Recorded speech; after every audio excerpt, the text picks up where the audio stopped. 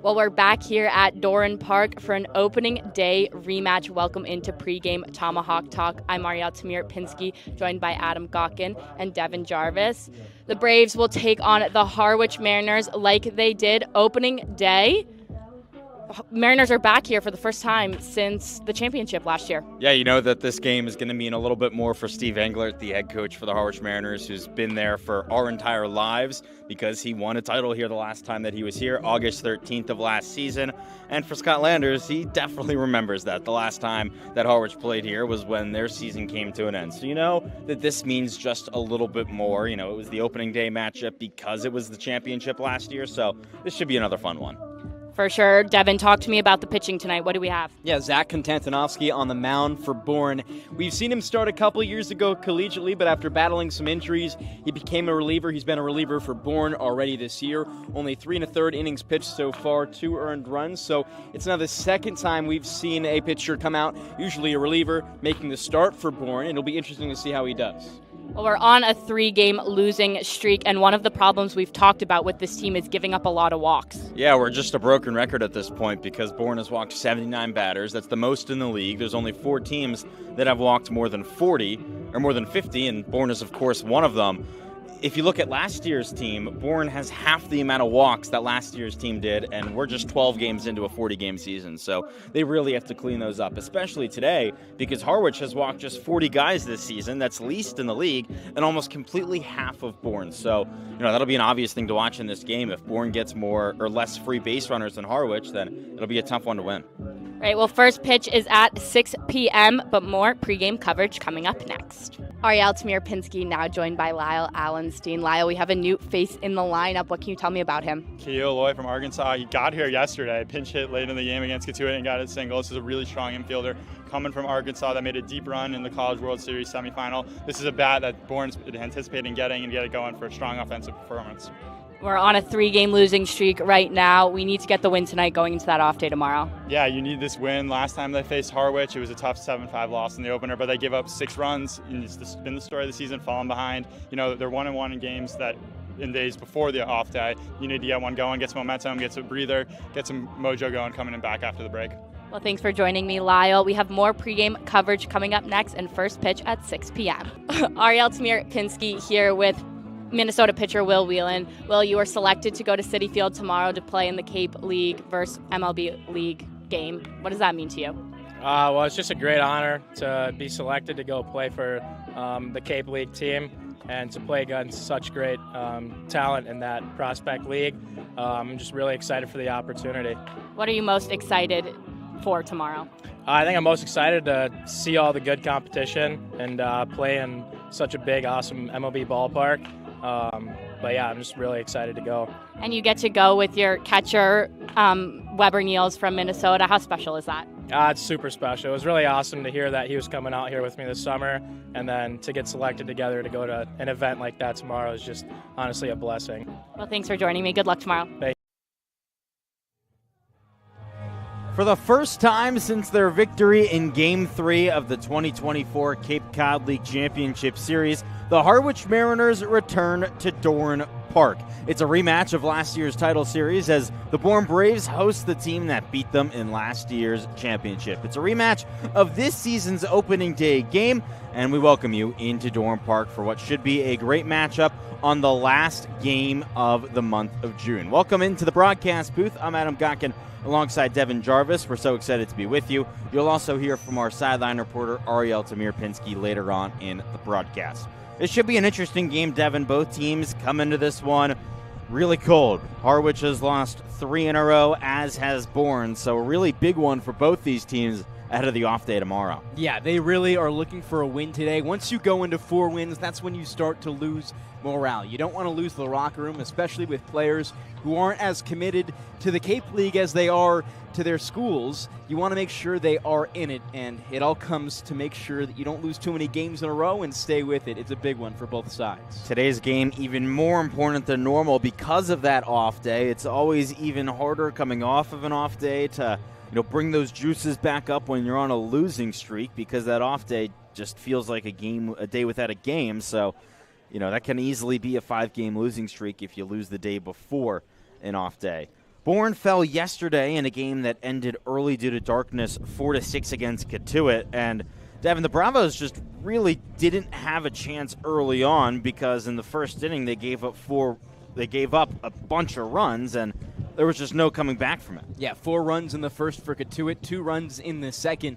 This Cotuit team, historically during the season, had not had good bats. They come out to play yesterday the same way they did last week when they played Bourne, and it's really just that pitching staff from Bourne that has not been able to show a really great performance yet this season, maybe only a handful of times, and that's the real killer for them. Their offense has been able to score, and for the third time as well yesterday, Bourne was on the right track toward the end of the game before it was cut due to darkness. So you look back at that game, wish you had more innings, but you got to live with the results. But understand it starts with pitching. The pitching needs to be better for Bourne. This team has had a really solid pitching staff in years past that just has not been present this season. The Braves have the worst team ERA in the league, and it's really not that close. Coming into this game, Bravos enter with a team ERA up in the 5s at 5.22. The next worst is Orleans at 4.04. They're going up against Harwich today that has a team ERA of 2.72. They've been one of the better pitching teams in the league this season, but the issue for the Mariners is the bats just haven't been there. Their team batting average is the worst in the league at just 187. Yeah, no, it is not a very pretty offense for Harwich this season, but they've been winning games because of their arms. 5-6-1 on the season right now. They've not allowed much more than 5 runs per game, so if Bourne can really get their offense going, it could be a tough game for Harwich to come back. The Mariners lost 4-3 at home last night. That came against the Orleans Firebirds. The Mariners gave up 1 run in the second, 3 in the third, and then the offense just did not have what it takes to come back. That's been the issue in a lot of the games for the Mariners this season. When they fall behind early, they just really cannot come back into a game. Another thing with this pitching matchup today, the big thing to focus on is going to be control. For Bourne, it hasn't been here this season. 79 walks in 12 games. That leads the league. Bourne already has more than half of the walks this season than it did last season. On the other side of things, Harwich has just 40 walks this season. That's almost half of Bourne and best in the league. Yeah, they've been really solid pitching, as you mentioned. 3 shutouts on the year, too. They've put up some fantastic performances and are really disciplined with their arms. So Bourne's going to have a really tough challenge, maybe the toughest challenge they've had all season against an entire pitching staff. But at the same time, you're going against Troy Dressler today, who kind of got lit up in his first time with Harwich this season as a reliever. He's making his first start. And on the other side, Zach Konstantinovsky, also making his first start in the year, has allowed 2 runs in his 3 1/3 pitched. He's also looking to set a good impression for the Bourne Braves and set them off in the right direction. Definitely an interesting pitching matchup today, so it should be a lot of fun. There's really not that much that we know coming into this game because, as you said, you've got 2 guys making their first start of the season, and when that happens, anything can happen in these games. Konstantinovsky has been a starter in the past. He didn't pitch at all this past season at Rutgers, but started a few games the year prior. Troy Dressler, on the other side of things, he just finished up his freshman season at Wake Forest, only was a reliever and only pitched less than 10 innings. So, he's still new to things, getting his first start. But, for a guy like him, out of high school, used to being a starter, he could also be a lot better now than he was coming out of the bullpen in his first appearance of the summer. Yeah, for these guys, a lot of it is psychology, right? How do you approach the game? It's going to be different when you're a starter compared to when you're a reliever. And for both Konstantinovsky and Dressler, the lack of experience in this recent collegiate season means their arms are just a little bit more fresh than most of the guys you'd be seeing out here. It's not like they've thrown 60 innings. They have really clean arms that can probably go deep into games if they have the control. Bourne could definitely use its arms to get deep into the games because the bullpen has really been utilized a lot recently. 5 pitchers last night, 4 the night before, and 5 the game before that. Luckily, there is the off day tomorrow, so the bullpen does get some rest, but still, they've been used a lot, and they've been pretty good, but if you use the bullpen over and over again, then, your arms will leave, and the guys won't be as good because they won't be as fresh. Yeah, Bourne has been adding a couple pitchers recently. We saw 2 new additions in yesterday's game in Folger Boas and Colin Fisher. Folger wasn't a great day for him. Colin Fisher looked pretty solid in just an inning and a half or a third, and he's been an exciting prospect to watch. But overall, Bourne's going to need just distance out of their starter, out of their relievers, or like you said, you're going to find yourself in situations where not only are you going to have tired arms in games who didn't pitch too long ago coming back in, but also players who are leaving.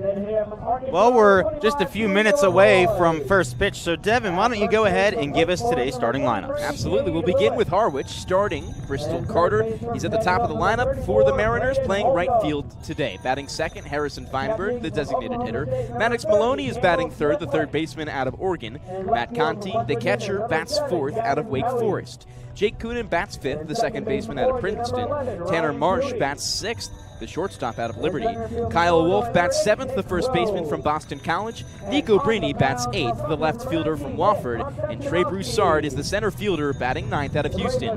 For the Bourne Braves, Riker Wade is leading things off. He plays shortstop. Logan Hughes batting second is right field. Kahio Aloy makes his starting lineup debut for the Braves, playing designated hitter. Cade Lewis batting fourth. Braden Holcomb batting fifth. Campbell Smithwick is batting sixth. Gavin Kelly, the left fielder, is batting seventh. Ryan Cooney out of Oregon, the second baseman, is batting eighth. And Nick Groves, playing center field out of Illinois, is batting ninth. Well, we'll step aside for a moment for the national anthem. Be back in just 1 minute. First pitch in just a few. Tom is a longtime Braves fan of nearly 30 years. He interned for the Braves in the summers of 2013 and 14, running a concession stand both years. Currently, he is a sports writer covering Arizona State baseball and hockey for Devils in Detail and Ice Time Hockey West.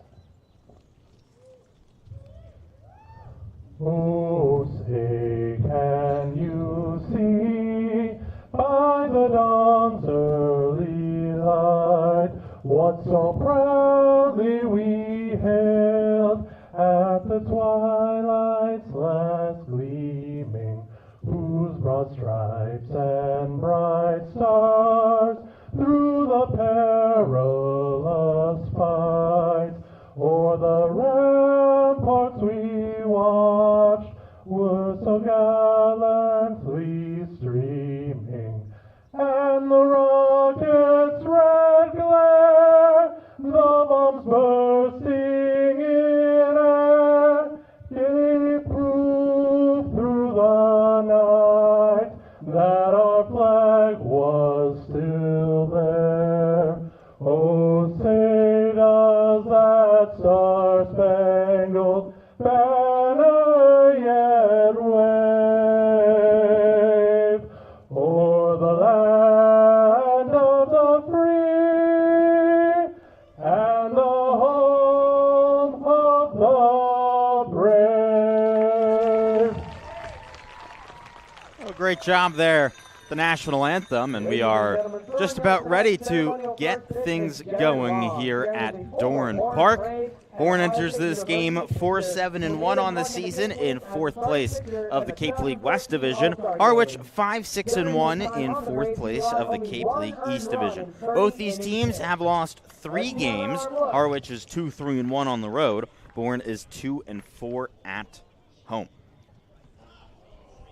All right, so it should be a fun one, a must-win game for both of these teams, and Bourne goes with the right-hander out of Rutgers, Zach Konstantinovsky, out on the hill. He's getting his first start of the summer, but we've already seen him pitch a decent amount this year out of the bullpen, and Devon, he's been solid in his outings. Yeah, he's been not too bad at all. 2 earned runs in his 3 1/3. He doesn't have a lot of experience for the Bourne Braves this season, and having not pitched any innings for the Rutgers Scarlet Knights in the most recent collegiate season, he has the real opportunity to go a while in this game, and that's exactly what Bourne needs. They need a pitcher who's not just going to be quick, go 2 or 3 innings. They need a pitcher who's going to go the distance. Konstantinovsky was a big-time recruit for Rutgers, one of the top players in the state of New Jersey that ended up staying home, and he was a big-time starter back in 2024, had 8 starts, went 34 innings, gave up 44 hits, 1 home run, 8 walks, 37 strikeouts. He had a 5.29 ERA. So those walk numbers, definitely something that Bourne fans are hoping to see today, that number be low. In the first 2 appearances of the season, Konstantinovsky walked just 2 in 3 1/3 innings. The right-hander out on the mound goes fastball, changeup, slider, curveball, but mainly goes with the fastball, changeup, and slider. Uses the curveball just 2% of the time. He'll go up against Bristol Carter, Harrison Feinberg, and Maddox Maloney, the top of the Harwich order here in the top of the first inning. This is a Mariners offense that has really struggled this year, hitting just 187 as a team. They have been able to score runs, averaging 3.5 a game. That's actually the exact same as Bourne. They just haven't been able to get on base too often. When they do, they have success, though. The top of this order went a combined 0 for 10 yesterday, so they'll hope to start off this game strong. Bourne defensively today goes with Campbell Smithwick behind the plate. In the infield from right to left is Cade Lewis, Ryan Cooney, Riker Waite, and Braden Holcomb. And then in the outfield left to right goes Gavin Kelly, Nick Groves, and Logan Hughes. Harwich wearing the brand new baby blue uniforms with red hats, red helmets, high red socks. Bourne wearing the all-white homes with the red helmets and red numbers, along with red Bourne right across the front. Konstantinovsky walks his way onto the hill, and we are just about ready to get going. The last game of the month of June. Crazy to say, we are already almost into July. First pitch of the game. In for a strike on a fastball at 91 miles an hour, right down the middle. Devon, yesterday, it started at really the beginning of the game when things were not going well for Bourne. Gave up 4 runs in the first inning. If you go back to 2 games ago, Bourne gave up a run in the first inning, so it'll be key to start off strong today. It's really important to just limit. That's really the name of the game. If you allow a run in the first inning, it's not the end of the world. Just make sure it's not going to compound on itself into 3 or 4. You got to keep this close the entire way. Bourne's outfield playing close in against Bristol Carter, the right fielder. He takes a pitch in for a strike, and the count 2-2. Carter hitting just 139 this season. He's played in 9 games. No Mariners have played in every game this season. That fouls off, and Carter stays alive. Steve Englert, head coach of the Mariners, has been in Harwich for a very long time, longer than either of us have been alive. He started as the head coach in 2003. Spends his springs as an assistant coach at Manhattan College, Division I in the MAAC. That ball ripped foul down the third base line. The count's still 2-2. Bourne's got a much newer manager. Scott Landers now in his 4th season in charge of the Braves. He spends his springs as the head coach at SUNY Oswego, Division III, up in central New York. But it seems like despite the difference in age, both just as experienced. 2-2, swing and a miss, strike 3. Carter couldn't catch up to a fastball on the outside part of the plate, and Konstantinovsky starts off his day with a K. Really important for Konstantinovsky to get started early here. You like to see that first runner go down. That was not the case last time. Jaron Avincula for Cotuit blew the doors open and led it to a 4-run first inning for the Kettleers. Limitation here for Bourne. Harrison Feinberg, the designated hitter, stands in. Takes a hack and a miss at the first pitch, a slider. Actually, that was the changeup. Up at 85 miles an hour. Feinberg with a really, really closed stance. Maybe the most closed I've seen all season, as another swing and a miss on the changeup in the count 0-2. I was going to say the same thing. It goes, if you were to draw an X in the batter's box, it's like he's on the closed X. Closes it even more with 2 strikes. Watch, was a pitch outside. Feinberg hitting just 167 this season. It's very weird to see the number 1 and 2 hitters in a lineup both hitting below the Mendoza line. But Englert trusts his guys.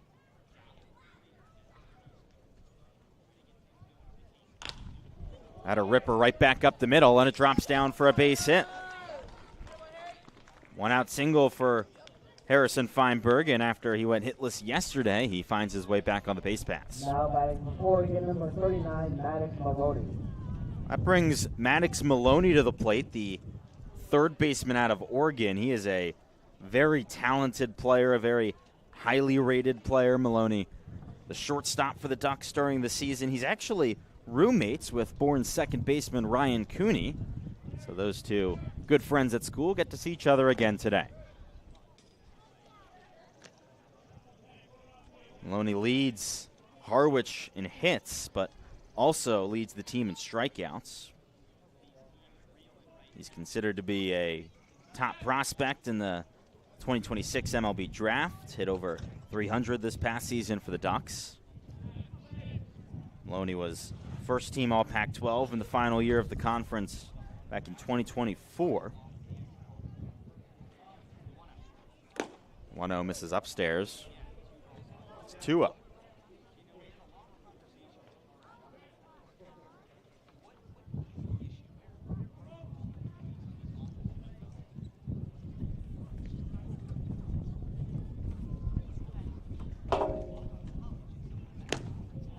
Another fastball outside, and it's 3-0 from Konstantinovsky to Maloney. Tough position right now for Konstantinovsky to try and bring himself back. Called strike on the fastball.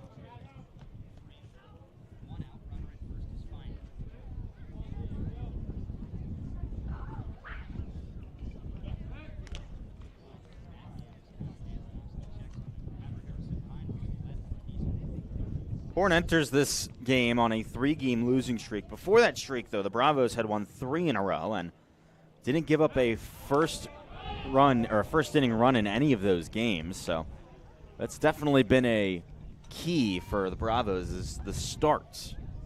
They were only losing for a half an inning among those 3 games that they won in a row. Another pickoff attempt, back in time again is Feinberg.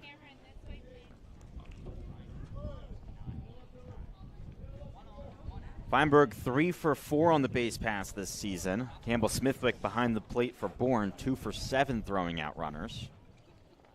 3-1.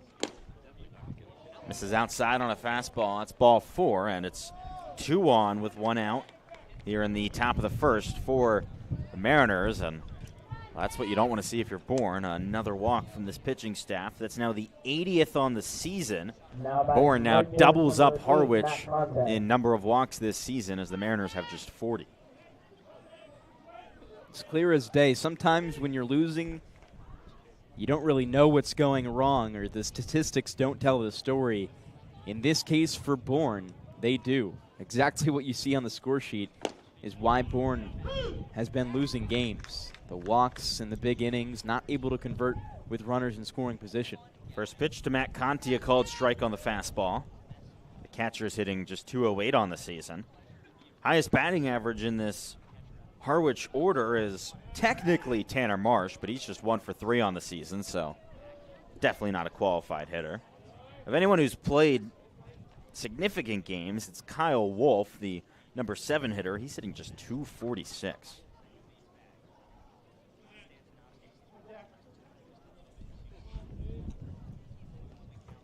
Big lead at second base for Feinberg. Another pitch misses outside.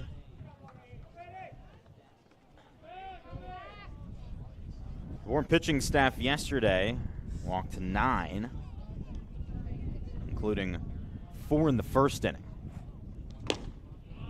Fastball, a called strike on the outside part of the plate, and Konstantinovsky ahead 1-2 to Conti. Man at the plate has 2 RBIs this season.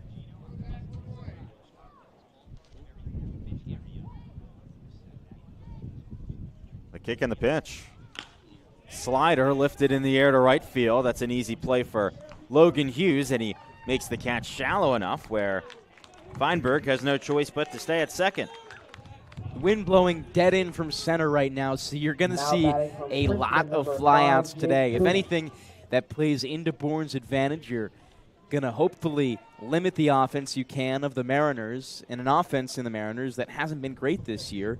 The challenge raises when you're hitting into this much wind. It's going to bring balls a little bit higher in the air because the spin fights against it. So you have a lot more flyouts. Jake Coonan stands in, second baseman. He had a great day yesterday, 2 for 3 with 2 RBIs. First pitch. In for a strike. Slider down the middle.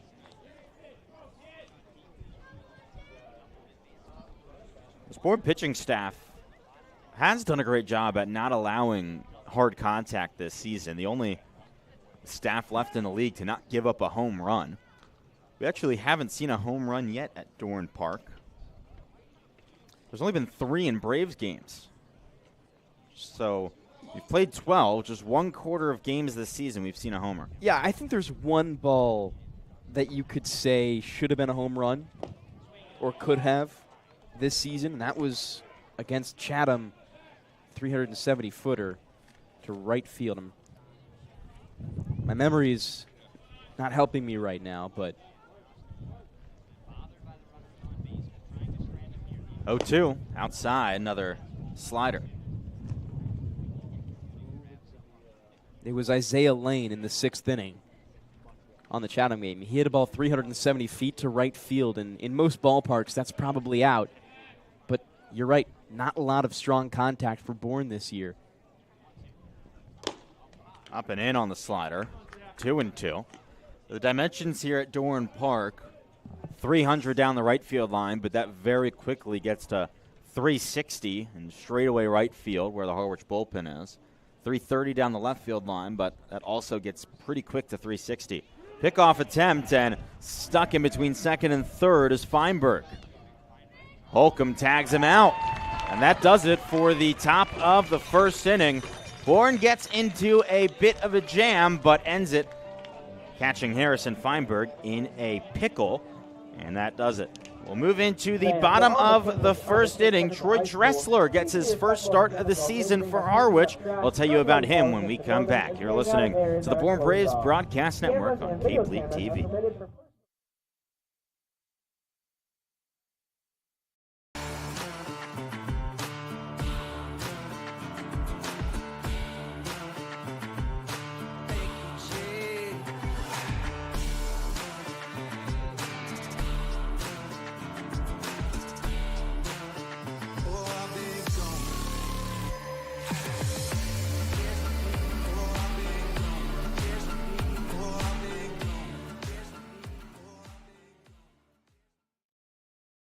If you can dream it, if you can cruise in it, if you can summer in it, fish from it, or take it for a day at the beach, we can protect it.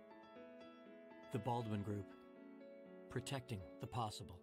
There hasn't been a ton of training when it comes to bat speed or products for players to be able to train bat speed.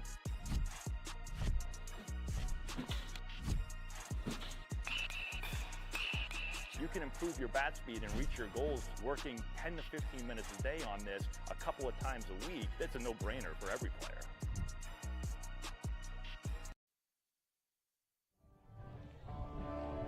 The Bourne Bats ready to head to the plate for the first time today, and they'll face off against a right-hander out of Wake Forest, Troy Dressler. He just finished up his freshman year with the Demon Deacons. Didn't see too much time. Not even 10 innings in his true freshman season.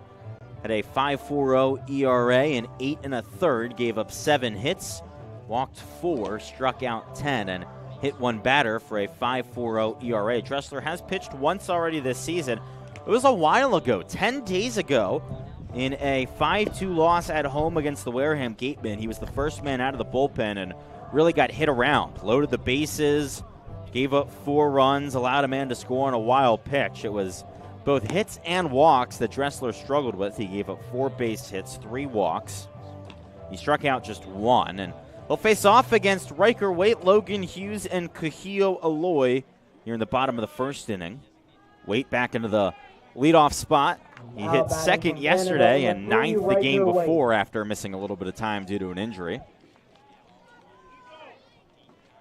Bourne's leadoff man for a large part of the season, John LeGrand, is getting his first day off today.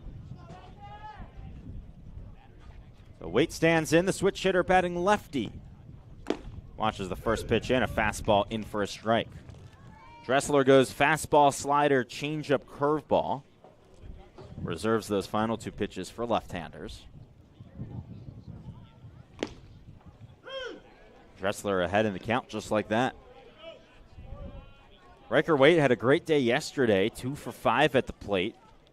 That included a triple in the 7th inning. He later came in to score on a Cade Lewis sac fly.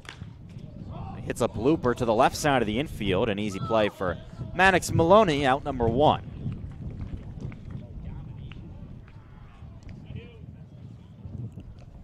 So that sends Logan Hughes to the plate, another lefty.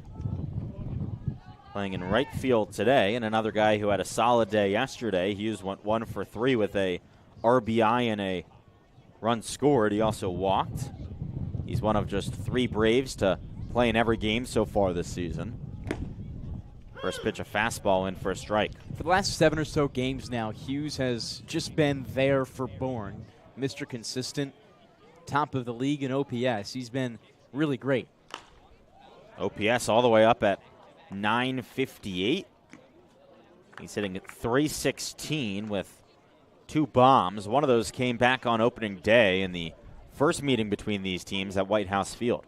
0-2. Swing and a miss. Fastball way upstairs, and Hughes couldn't hold up on a pitch in his eyes. 2 up, 2 down for Troy Dressler, and that sends the designated hitter Kahio Aloy to the plate.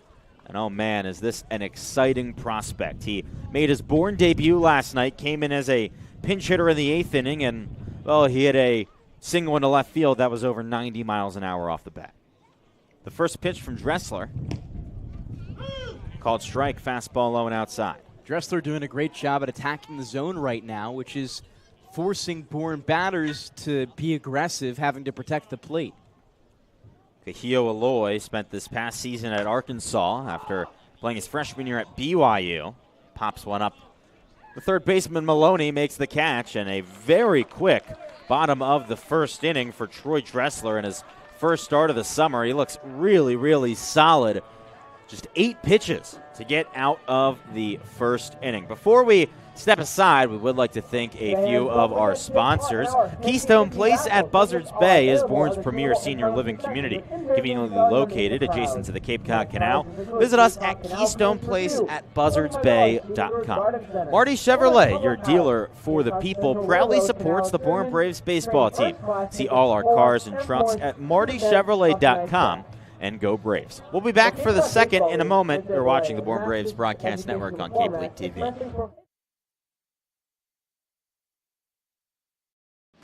Cape Cod 5 is proud to be the official banking partner of the Cape Cod Baseball League. Cape Cod 5 offers a broad range of financial products and services tailored for every stage in your financing journey. Reach out to us. We're here to help.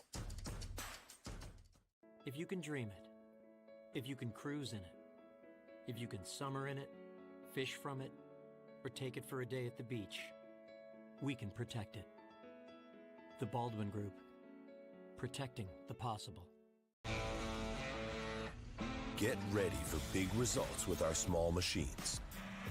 With more power, performance, comfort, and savings, they're ready for every job. And we're ready with plenty of inventory, the best support in the business, same-day parts availability, and locations across the Northeast. So you can always be ready to work. Milton Cat, always ready. Quickly into the second inning, no score. Man, it's fun to say that for once, isn't it, Devon? We have had a lot of long first innings. Zach Konstantinovsky saw 5 batters in the top of the first. Ended up getting the third out with the 5th batter still at the plate. It's Jake Coonan. He steps back up. Inning ended after Harrison Feinberg got caught in a pickle. Mentioned this before, but Coonan had a great day yesterday. Drove in 2 of Harwich's 3 runs on 2 base hits. Konstantinovsky into the wind. First pitch of the second. Blown foul.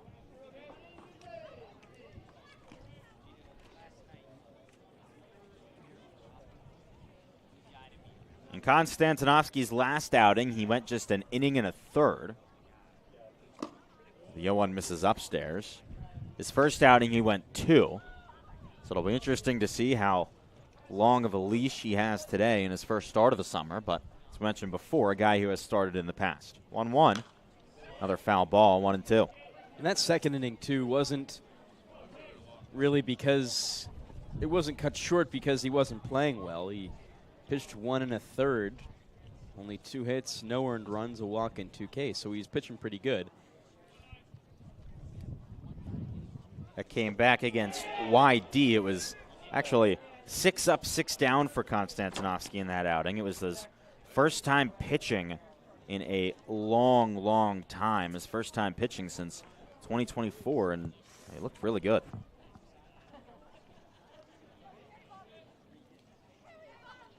From the wind, here's the 2-2. Another foul ball by Kunin.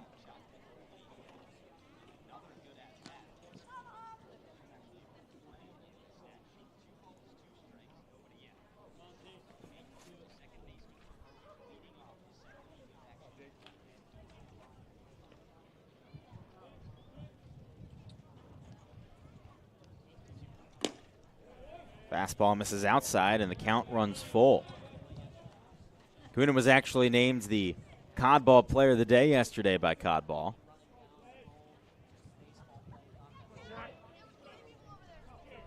Looking for another strong day today. The payoff pitch popped foul, and Kunin continues to battle.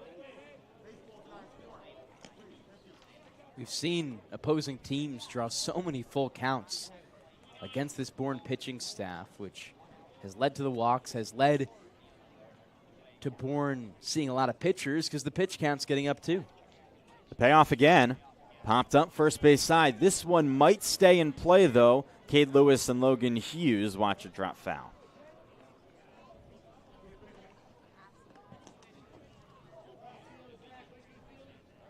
Kunin's always been a patient batter. Walked 29 times this past season at Princeton. I feel like that makes sense considering, they think a lot. Yeah, at Princeton, they'd have a good eye. Very smart, high baseball IQ. Princeton, of all Ivy League schools, usually has the best athletic teams. From the wind, here's the pitch again. And that time it misses low, ball 4. Second walk of the day from Konstantinovsky. And the leadoff man on for the first time today. Bourne in full counts, allowing the most walks in the league, the 3rd worst batting average. It just hasn't been good in many places. They're also have thrown the least strikeouts in full counts of any team in the Cape. The first pitch is flown into right field from Tanner Marsh. Hughes can't bring that one either. It drops out of play. Marsh made his Mariners debut yesterday, went 1 for 3 with an RBI. Comes from Liberty University, down in Southern Virginia. He hit .294 this past season for the Flames.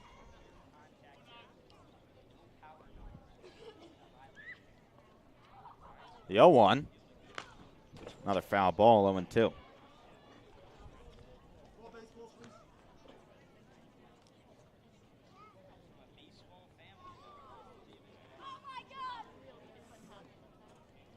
Marsh, a native of Asheboro, North Carolina.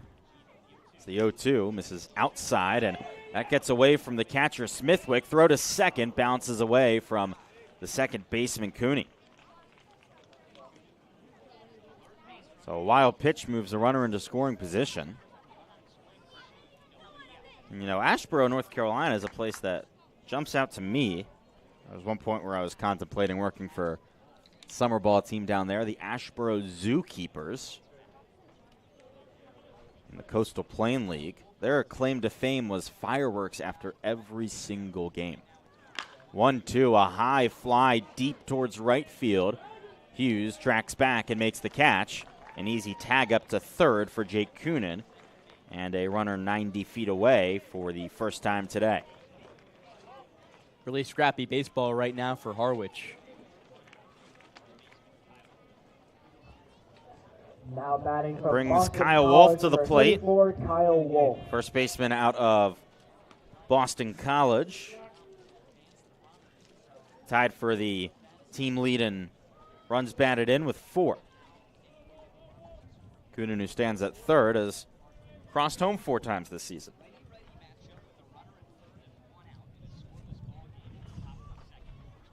First pitch misses outside. Wolf hit just .250 this past season at Boston College, but was really good back in his junior year, hitting .315. Native of Andover, Massachusetts. Always fun to see the local guys out here on the Cape. You know, it always means more for the guys who grew up either coming down to Cape Cod or just hearing about it. It's impossible to be a baseball player in the state of Massachusetts and not know of the Cape League. Yeah, it's what every kid dreams of playing in growing up. It's common for a lot of players at New England schools to come in as just temporary players whenever a team needs to fill a roster. Last year, Bourne picked up Nick Wing from Boston College for a couple of days, and he just talked about how that was such a dream come true for him to come to the Cape. I have to imagine it's the same for Wolf. 2-1, he lifts that into right field. This could be a close play at home. Hughes makes the catch. Kunin tagging. The throw is up the line, and so Kunin crosses home. Sac fly, RBI into right field for Kyle Wolf, and it's 1-0 Mariners in the top of the second. Just do exactly what you need to get a run on the board. When you have a great pitching staff behind you, you're likely not going to allow a lot of runs. So you get that runner in scoring position, 2 sacrifice flies to bring the runner home. Great baseball. And Devon, it's the trend we've been talking about all season. Walks leading to runs. Kunin reached on a free pass. True small ball from the Mariners, bringing home a run without a hit. As Kunin walked, he advanced to second on a wild pitch, got to third on a fly out, and then, of course, came home on the sac fly. Another pitch misses inside to Nico Brini. Another local guy for the Mariners. He's from just down the road in Plymouth. Fouls one off. It's only about a 20 or so minute drive from here. Of course, a town known for the Rock. Have you been? I have not. The Rock, you mean the literal Rock? The Plymouth Rock, yes. I feel like that's all there is. It is literally a rock that is not even the size of the mound. If you could rate the Rock on a scale of 1 to 10. 2. It's a rock inside of a cage. 2-2. That runs inside and hits Brini.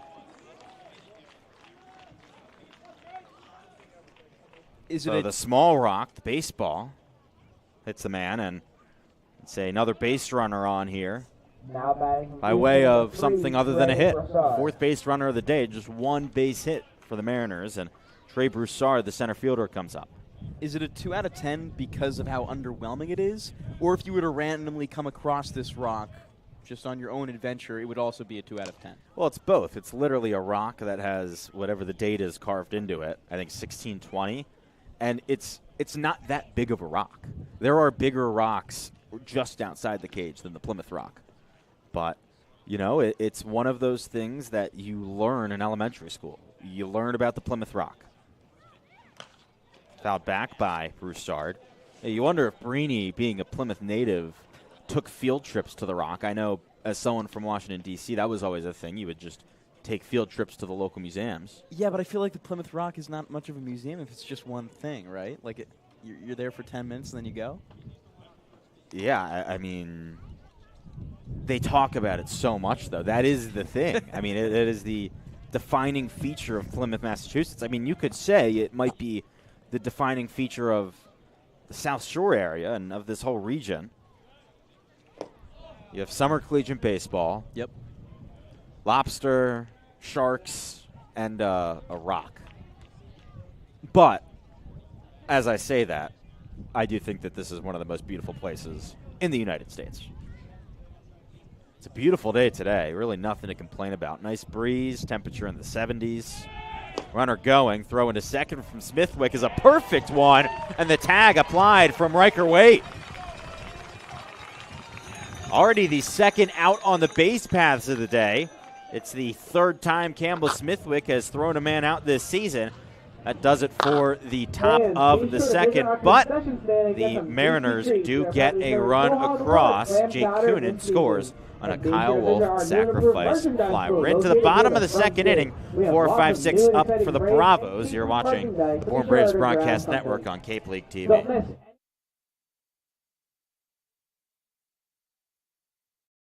Here at the Mass State Lottery, we're known for our monster wins. But there's no bigger win than the $1 billion we provide each year to support all 351 cities and towns in Massachusetts. In our game, we know that supporting local businesses and helping communities is how we all win. Because at the lottery, we're all playing for the home team. The Mass State Lottery. Welcome to the state of winning. If you need to dig, lift, move, grade, clear, or cut, pump, weld, clean, light, and just about anything else, dial up the rental source for the newest and the most reliable equipment in New England. Staffed with equipment and construction experts. Milton Rents, your local source.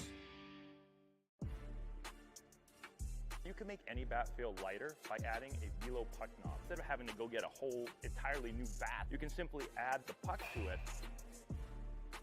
Players can use this with any bat. It's basically going to shift the weight of the bat a little bit more towards the hands. Players are able to hit the ball a lot harder just by simply adding the puck on.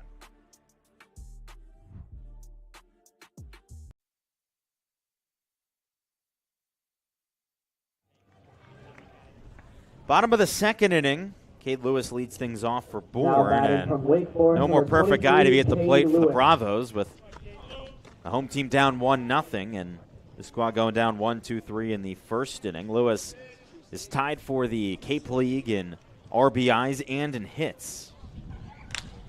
He sends a first pitch, fly ball into center field, an easy catch for Trey Broussard.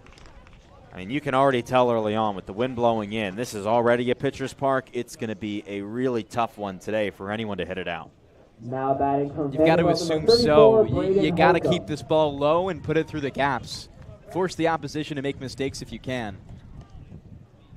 It sends Braden Holcomb to the plate. Another right-handed hitter. Like Lewis, he's another guy who has played in all 12 games this season. Hitting 200. He started to find his groove a little bit recently. Watches the first pitch low on a fastball. Holcomb went 1 for 4 yesterday and had a hit in the game before that and the one before that as well. So he's on a 3-game hit streak. Actually, a 4-game hit streak. Goes back even further. But no multi-hits. He keeps it to just one hit. His batting average right now at 200 is 130 points less than it was last year. Still trying to find that groove and that magic he did a year ago with Bourne. From the line, here's the pitch. Fouled back, 1-2. There is action already in the Bourne bullpen. It's the right-hander out of the University of Virginia, Joey Colucci. He's made 2 starts this season for the Braves, so maybe Scott Landers, for the first time this season, was using Konstantinovsky as an opener. Something you don't see too often out on the Cape, at least said. A lot of the times you see pitchers go short, but usually it's at least 3 innings for a starter. Very well could be the case. That's such a common thing in college baseball to use an opener to get the top of the order out and have whoever you want to pitch the majority of the game not have to face that top of the order 3 or 4 times. Problem is, Konstantinovsky saw 8 batters, so you're starting with Broussard, the 9 batter, then going right back to the top of the order.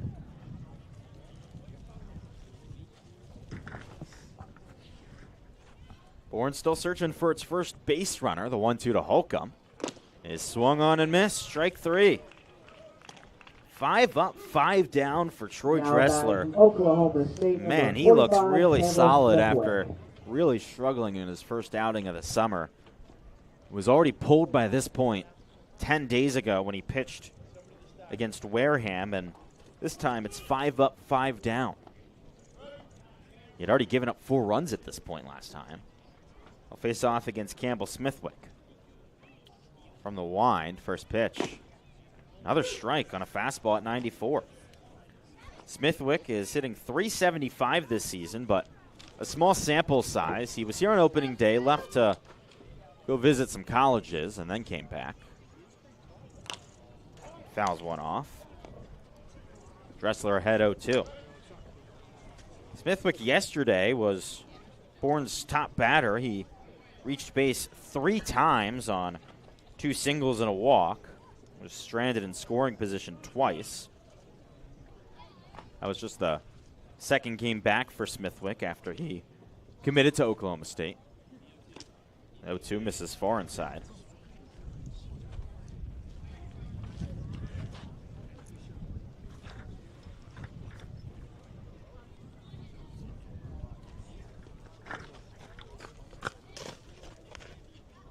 Smithwick off the front of the bat, and that's an easy play for the second baseman,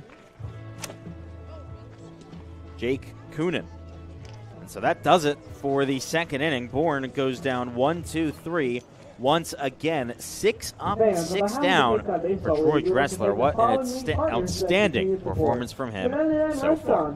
Are you ready to dominate the diamond and pitch like a pro with the Cape's own Keith Bildo? Then join us at the Capeplex, where champions are made. Don't just play the game, own it. Visit the Capeplex today and unleash your full potential. Located at 6 Forest Park Drive in Bourne. Find us on Facebook or at thek-plex.com. Elevate your game at the Capeplex. Braves fans looking for the best breakfast on the Cape? Stop by Corner Cafe, your go-to spot for delicious made-from-scratch breakfast served 7 days a week. From fluffy pancakes to sizzling bacon and fresh brewed coffee, Corner Cafe in Pecasset has everything you need to start your day right. Just a short drive away from Durham Park. Come taste why the locals call it the best breakfast in town. Joey Colucci will be on the mound when we come back for the third inning.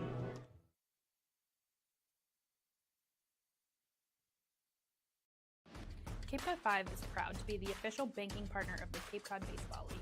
Cape Cod 5 offers a broad range of financial products and services tailored for every stage in your financial journey. Reach out to us. We're here to help. Here at the Mass State Lottery, we know there's no bigger win than the $1 billion we provide each year to support all 351 cities and towns in Massachusetts. Now that's how we all win. The Mass State Lottery. Welcome to the state of winning. Get ready for big results with our small machines. With more power, performance, comfort, and savings. They're ready for every job. And we're ready with plenty of inventory, the best support in the business, same-day parts availability, and locations across the Northeast. So you can always be ready to work.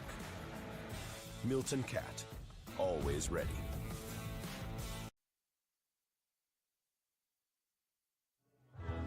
The new pitcher into the game for the Bourne Braves here in the top of the third is a right-hander out of UVA, Joey Colucci. He enters after Zach Konstantinovsky finishes his opener duties. He went 2 innings, gave up just 1 hit, did give up 1 run. It was earned. He walked 2 and struck out 1. So Colucci now in. Again, the right-hander out of UVA goes fastball, slider, changeup, cutter, curveball.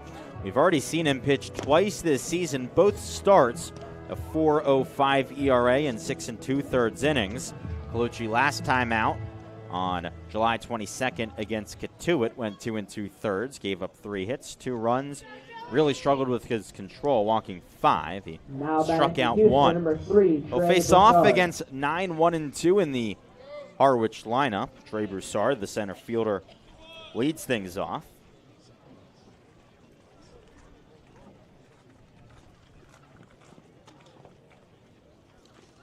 Broussard watches the first pitch, a fastball at 94 low, 1-0. Broussard hitting 176 on the season. Strikeouts have been a bit of an issue with 9 of them. He sends the 1-0 into left field for a base hit. For the second straight inning, the Mariners have their leadoff man on, and now it's time for the top of the order to come back up with Bristol Carter stepping in. Yeah, so pretty much just the starter in the third inning. First time we've seen Scott Landers elect for an opener in any game so far.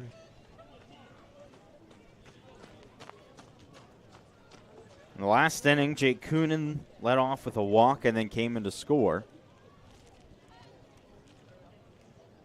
Broussard's got a big lead at first, bunt shown and pulled back by Carter. Broussard's got 3 stolen bases this season. He has been caught stealing once. Bristol Carter at the plate was Konstantinovsky's only strikeout victim. That started the game.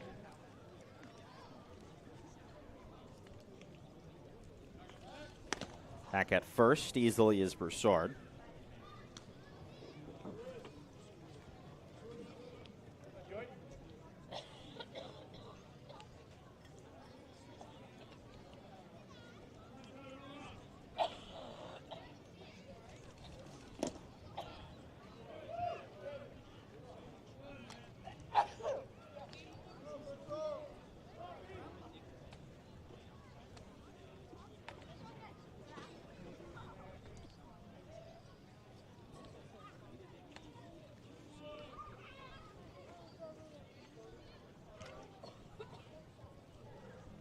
Duel, ground ball, third base side. It could be 2. Around the horn, no.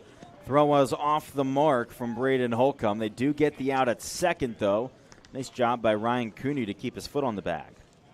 That was a really tough play for Ryan Cooney. He's been really solid defensively. 13, and Holcomb there probably would like that throw back for a do-over. Would have been a nice, real 5-4-3. Bourne has turned 11 double plays this season defensively, but there have been a few that, like that one, have not gone their way. One of the very notable ones was against Harwich in the season opener in the very first inning when Harwich scored 6 runs. They were able to do that partially because of a throwing error that led to a few of those runs. Bourne could have gotten out of it easy at the start of that game, but an error on a potential 5-4-3 double play. Runner going on a delayed steal, and Smithwick's throw doesn't get there in time. These errors have been a killer for Bourne. We talked about how many of them lead to runs. Bourne on the season, very high error count. 5th stolen base of the season for Bristol Carter. He's still perfect on the paths, and it's now the 3rd inning in a row that Harwich has a runner in scoring position.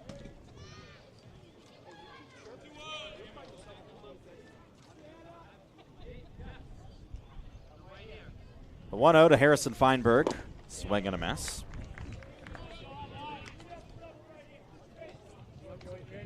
Bourne do share the league lead with 15 errors, but they have the worst fielding percentage of any team on the Cape this season.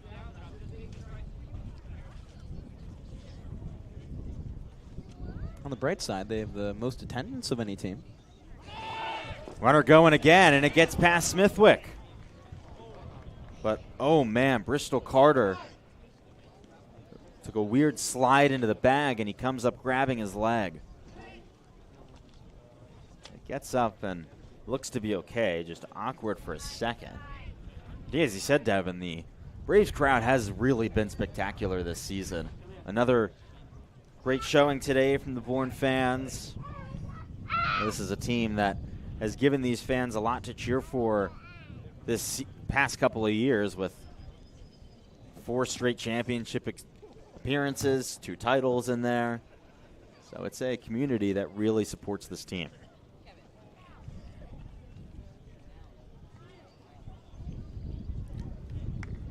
Bristol Carter looks to be just okay at 3rd.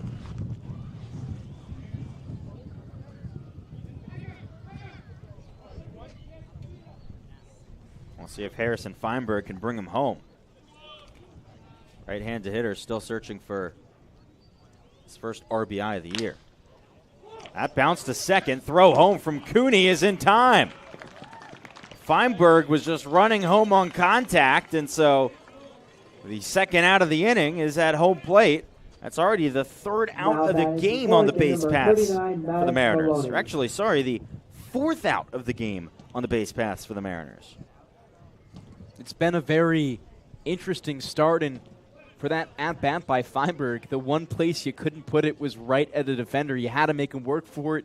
It goes straight to Ryan Cooney, and he makes a laser throw at home for the easy out.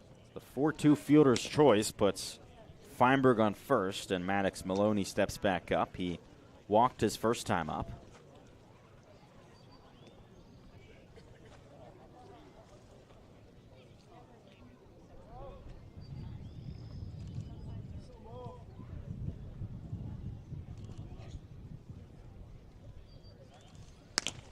That was a rocket of a pickoff attempt from Joey Colucci into first base. He has a really, really good pickoff attempt, especially for a righty. He gets it over there quick and has a bullet.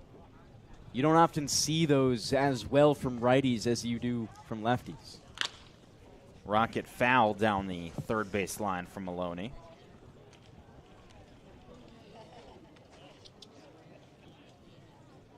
I was talking with one of our interns about the pickoff move, Connor Parsons. He was telling me how at his school, Audubon, they would have a threshold of a pickoff move that you would need to be under in practice. So he got his pitching move down to a 2.5 seconds.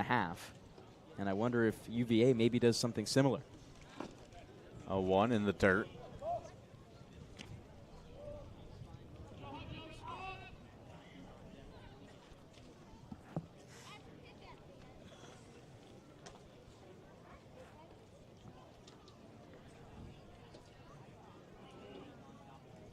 Another pickoff attempt. That one much closer.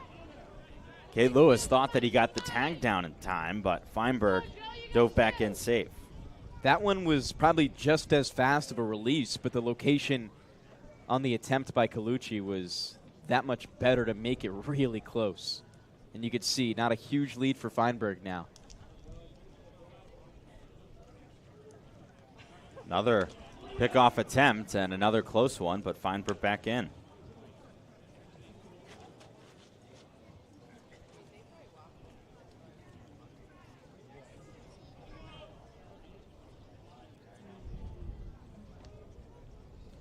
Maloney at the plate, third team All Big Ten this past season. Watches the 1-1 inside for a ball.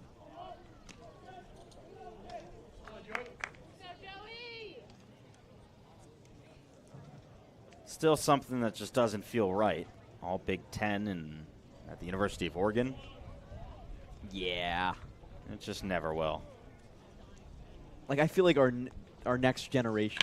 Well, that's a rocket into center, but the wind keeps it in. 97 off the bat to straightaway center field, and that ball went just 330 feet. Nothing is going to fly out today. Bunch of base runners on once again for Harwich in the top of the third, but Bourne keeps them off the board. We're into the bottom of the third with the score 1-0. You're listening to the Bourne Braves Broadcast Network on Cape League TV.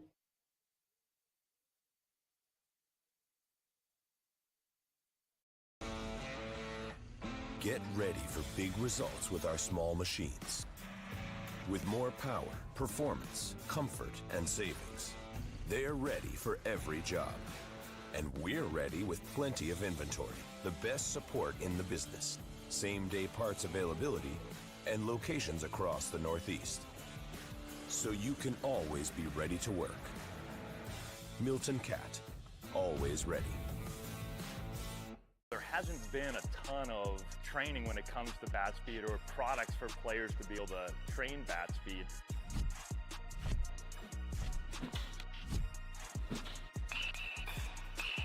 You can improve your bat speed and reach your goals working 10 to 15 minutes a day on this a couple of times a week. That's a no-brainer for every player.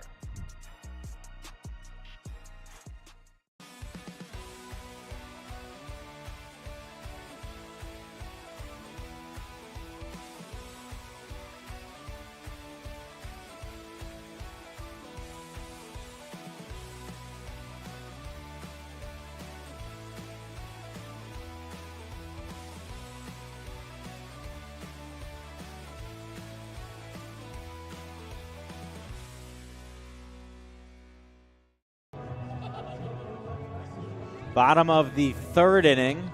The score, Harwich 1, Bourne nothing, and these Braves bats would really like to get going soon. They'll have the bottom of the order up after going 6 up, 6 down to start the game. It's Gavin Kelly to lead things off, and he's a perfect guy to spark a rally. 308 on the young season, 4 for 13. Went 1 for 4 yesterday. Kelly playing in left field today, but he can play literally anywhere in the field. Takes a swing and a miss at the first pitch, a fastball. I was talking with Kelly earlier today because he catches, plays infield and outfield. I said, can you play literally anywhere? He said the one place he usually has not is first base, but if really needed to, he could. And I guess anyone can technically pitch. Position player pitching, so. True, me. You know, there's always a chance. There's always a chance. Although smaller frame, maybe not the person you want on the mound. Maybe a bigger guy. Imagine Holcomb on the mound with that rocket. Hey, you'd think it'd be pretty good. Although we've seen some smaller pitchers have a lot of success this season. Zane Petty out here on the Cape. Yeah, Zane Petty for Bourne, who has been one of the better starters, is just 6'1". Back up the middle. Oh, man, what a catch! Troy Dressler with a rocket right back at him. Pops it up, brings it in. That was spectacular.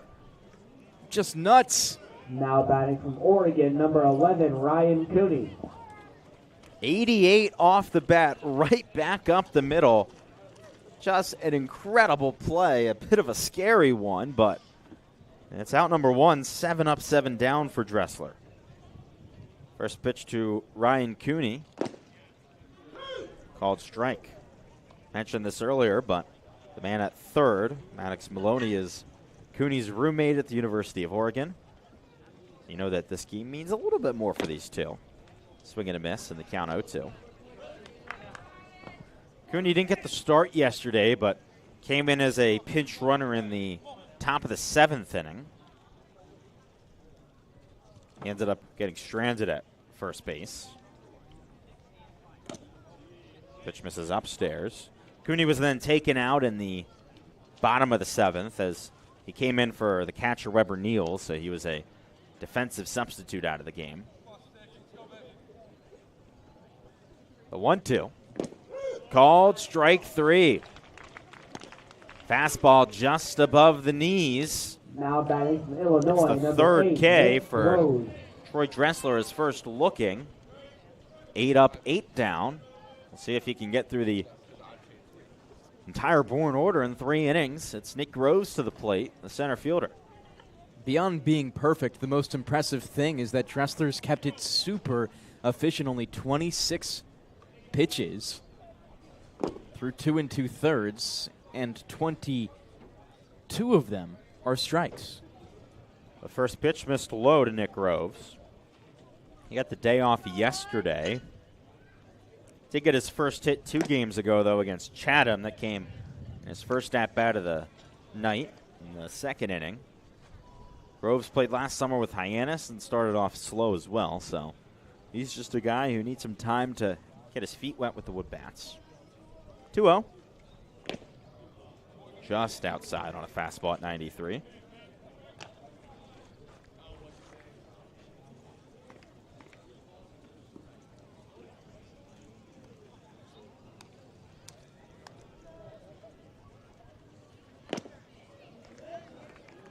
Ball 4. Is that a broadcaster's jinx? I guess so. Now batting from Vanderbilt, number 3. Troy Dressler was so close to getting 9 up, 9 down, but he walks Nick Groves with 2 gone, and it sends Riker Waite back to the plate. He popped out to third in his first plate appearance.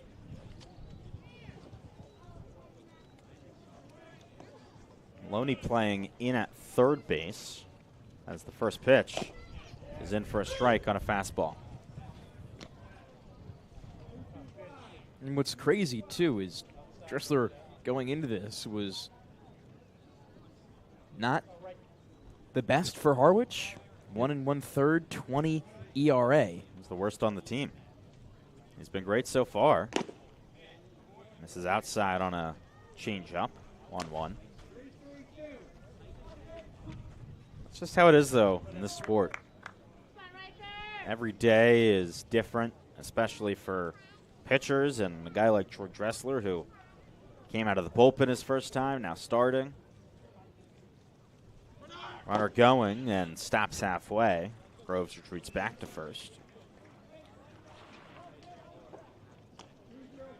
But it also goes back to the fact of how good this Harwich coaching staff is under Steve Englert. No doubt.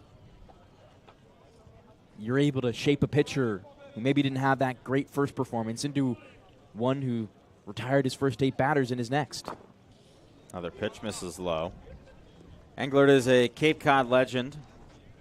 He's in his 18th season. He's won 3 league championships, a 2-time Coach of the Year. Coached Tim Lincecum, which I think Tim's one of the more underrated pitchers of all time, but maybe seeing him go out there and keeping that relationship helps you pitch or coach a pitcher in the future. Fouled off by Waite, moves the count full. Lincecum, a multi-time Cy Young Award winner, 3-time World Series champion with the San Francisco Giants. That's definitely a part of it for some of these players when they can talk to a coach and hear about some of those players they've coached in the past. They understand, hey, maybe that could be me one day. 3-2 with 2 outs. Groves on first. The payoff pitch to Waite. Misses low, ball 4. So after a perfect start to the game and retiring the first 8 batters, Troy Dressler has now walked 2 in a row, and that sends Logan Hughes up. First, a meeting on the mound, though, for these Harwich players with the baby blue uniforms.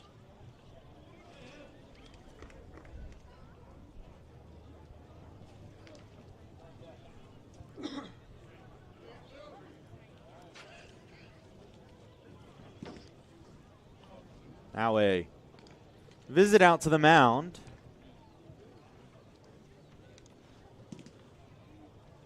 Some action in the Harwich bullpen as well.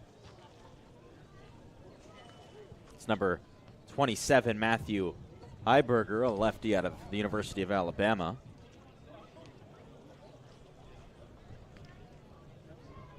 It'll be interesting to see the strategy with Dressler after he looked so good to start this game. As we've mentioned before, his last outing, he really struggled with the control, gave up 4 runs.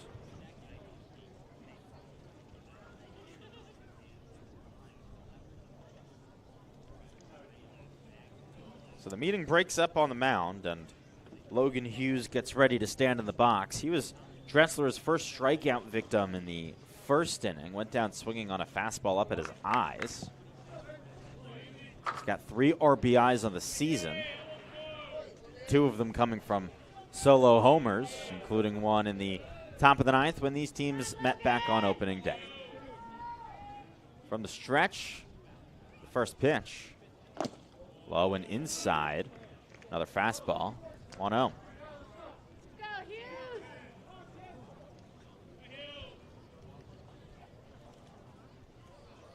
Hughes had an RBI yesterday, his first non-homer run batted into the season. That came in the 5th inning. He brought home Braden Holcomb. This time it's Nick Groves at second. He hasn't scored a run yet this season. Very active. Bouncer back up the middle, snatched by the pitcher Dressler, and he tosses it to first in time for out number 3. Man, Troy Dressler with a pair of great plays in the field. The liner up the middle.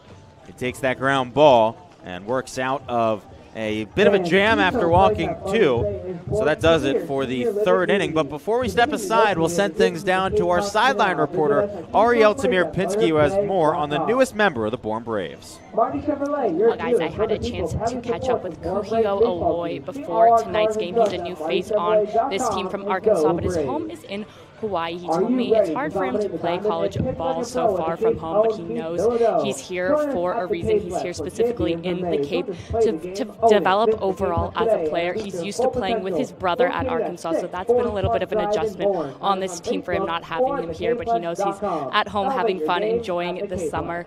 Former Red Sox Shane Victorino is also his uncle, and he said it's been a blessing all his life to have him to look up to, a local Hawaii guy who was successful in the MLB. Guys. Well, thank you so much, Ariel. And for those of you Cape League fans who might be familiar with that name, Eloy, it's because his older brother, Vahiva, was one of the stars for the Yarmouth Dennis Red Sox last season. So that does it. 3 innings in. It's 1-0 Harwich. When we come back, Devon Jarvis will take over the play-by-play.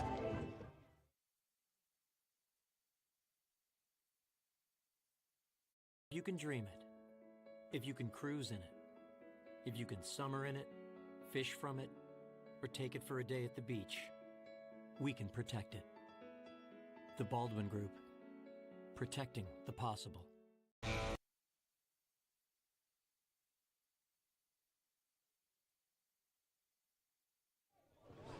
Back here at Doran Park for inning number 4 between the Braves and the Mariners. It's a 1-0 ball game for Harwich. They got their lone run in the top of the second, and the reliever Joey Colucci comes into this game. A good swing by Condi to start, and a great grab by Logan Hughes in right field to retire the first batter. Colucci came into this game after the opener, Konstantinovsky, allowed just 1 run unearned in his 2 innings, and Colucci had a bit of a fun one last inning. There were 2 runners put out in the base path. 2 players reached on a fielder's choice. It was one of the more unique innings that Bourne has had this season. Next up is Jake Coonan, and he will be hit by the ball and awarded first base. We've talked a lot about how Bourne has really struggled this season when it comes to walking batters. They've also hit a lot of batters. The most in the league, that's 22nd of the season. That's now over 100 hit batters and walks combined in less than 13 games.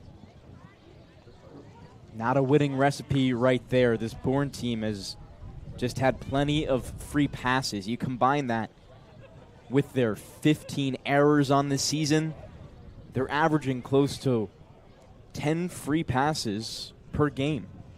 That 15 errors is tied for most in the league. There are a number of teams at 15, including Harwich too.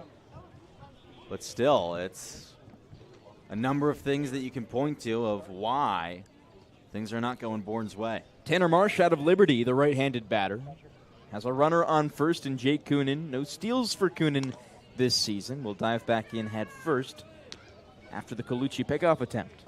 And for all that we've talked about how much Bourne has struggled early in the season, the crazy thing is they cannot have a worse record than they did in June last year. Bourne went 4-8-1. They enter this game at 4-7-1. So win or tie, and you were better than you were last year. And of course, this team made it to the league championship. Bourne just doesn't have the month of June on their side, so it's almost great news to hear that this is the last game of June, Adam. It is. For those rooting for Bourne, only blue skies ahead, it seems, based on the history that Scott Landers has had here in the Cape Cod Baseball League. The 1-1 to Marsh. Runner will go. A well-batted ball into shallow left field. Waite can't get a hold of it. On to third base. Getting extra bases is Coonan. Great piece of fast base running to put runners on the corners. Perfectly executed on the hit and run. A nice job by Marsh to just get a piece of it and get that ball to drop where no one was. That's all it's about when it's a hit and run. Make contact and have it drop where no one's standing. Kyle Wolf, the new batter out of Boston College. He's toward the top for this team in batting average. Devon, I want to go back for a second of what you were just talking about with blue skies ahead for Bourne. That is true, but at the same time, you can't assume that things are just going to be better in the future because they were in past years. Everything is so different each season. Now, you imagine that Scott Landers has got something up his belt and that there's going to be really good players coming in. I mean, all you have to do is look at the guys who have signed over the last few days. You have a number of potential stars, and Colin Fisher, one of Arkansas's top pitchers, and Kahio Eloy.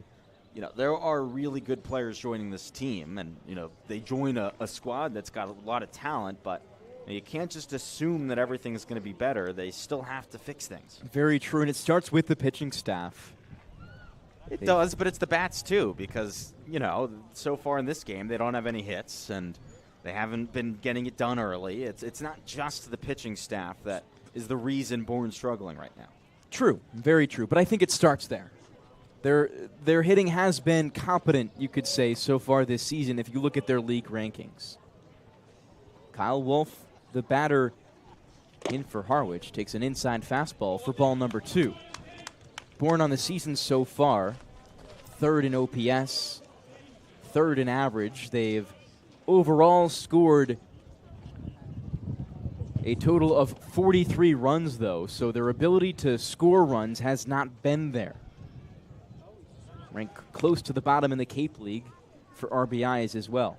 And here's the thing is, Bourne's hitting well, but a lot of those hits have come with this team down by a decent amount. When the game's tied, Bourne's batting average is just 170, so it goes down by over 100 points in tie games compared to when Bourne is behind, which, you know, you look at it both ways, and, well, at least they're not giving up, but while the game is tied 0-0, you can't be hitting 170. You can't be hitting 170 when the game is tied in general, because how are you supposed to take the lead? That's why they fall behind so much, because when it's tied, they're hitting their worst. They're 271 when in the lead. They are 284 when trailing. So over 100 points lower when the game is tied. It's a stark difference. This team on its heels plays a lot better offensively. Another look over to first base. Tanner Marsh going to be safe.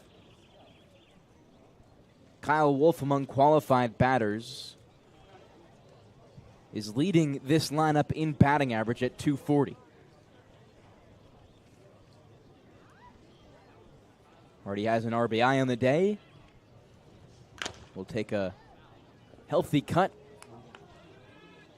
on the 3-1. It's a full count now between the righty in Colucci and the righty in Wolf.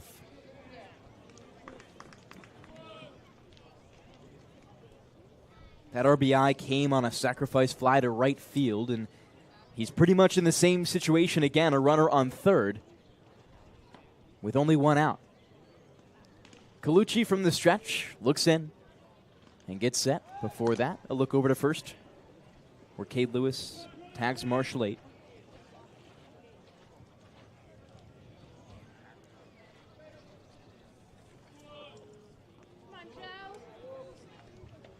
Wolf now sets in. Here's Colucci. A big pitch on its way. Runners go to second, and it will be a foul ball to the left side by Wolf.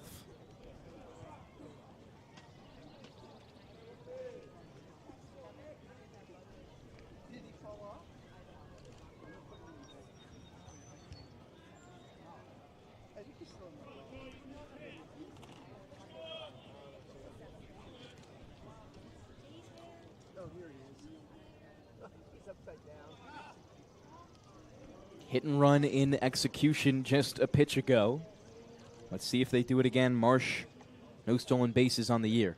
Here's the 3-2. Runner doesn't go. A shallow fly ball right outside the second base grass, and it will be picked up by Riker Waite for out number 2. Not far enough into the outfield for there to be a sacrifice fly. Big to force weak contact there to keep the runner on third. Now batting from And keep this game close 4, here. This Nico Breedy. Mariners pitching staff is really, really good. So if Bourne wants a chance, cannot fall down by more than 2 or 3, or else they'll basically be out of it, because Harwich doesn't give up more than 3 runs per game. Bourne hitless so far, so they've got to keep this Harwich offense to a minimum. Breeny, the batter, squares to bunt and brings it back on the first pitch for ball 1. On the day so far for Bourne, they've allowed 2 walks and 2 hit batters for 4 free passes. The 1-0 pitch with 2 out. Instead, a look over to first again for the pickoff attempt.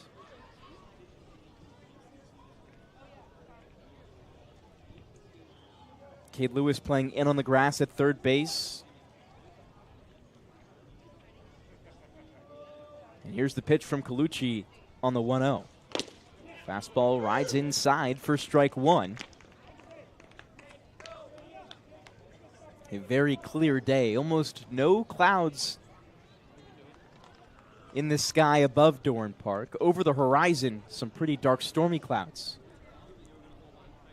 Yeah, those are maybe the darkest clouds that we've seen all season here at Doran Park. We've been very, very lucky with the weather so far. Just had our first rainouts or fogouts in the Cape League yesterday. Before then, there were no stoppages to games other than darkness. And still, to this point, we don't need a makeup game. Looks like those are just clouds, not necessarily storm clouds. So. Okay. Well, that's what we saw yesterday in Katuitt as well. Yeah, we'll be all good tonight, but yeah, it's incredible. We've had rain on the Cape, but it's all been on off days. The 2-1 is cracked high into the left side on the foul line.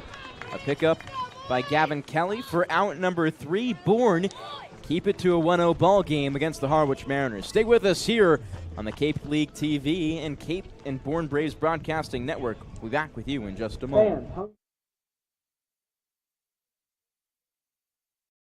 Here at the Mass State Lottery, we're known for our monster wins. But there's no bigger win than the $1 billion we provide each year to support all 351 cities and towns in Massachusetts. In our game, we know that supporting local businesses and helping communities is how we all win. Because at the lottery, we're all playing for the home team. The Mass State Lottery. Welcome to the state of winning. If you need to dig, lift, move, grade, clear, or cut, pump, weld, clean, light, and just about anything else, dial up the rental source for the newest and the most reliable equipment in New England. Staffed with equipment and construction experts, Milton Rents, your local source. You can make any bat feel lighter by adding a velo puck knob. Instead of having to go get a whole entirely new bat, you can simply add the puck to it. Players can use this with any bat. It's basically going to shift the weight of the bat a little bit more towards the hands. Players are able to hit the ball a lot harder just by simply adding the puck on.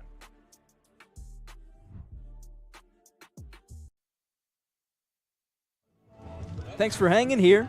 It's Devon Jarvis alongside Adam Gotkin at Doran Park in the 1-0 ball game that the Harwich Mariners lead. Bourne up to bat will begin things with Kahiwa Aloy. And on the other side is a new pitcher for the Mariners, Matthew Heiberger. He's out of Alabama, native to Birmingham. And in his 2 appearances so far has pitched 4 innings with a 2.25 ERA with no walks and 2 strikeouts. Heiberger was a big arm for the University of Alabama this past season from the left side, one of their top guys out of the pen. Had 25 appearances, 34 innings, and an ERA of just 4.46. Another guy who controlled his stuff really well, just 15 walks with 34 strikeouts. Heiberger has a 3-pitch mix. It's sinker, changeup, slider. And he will face an SEC foe.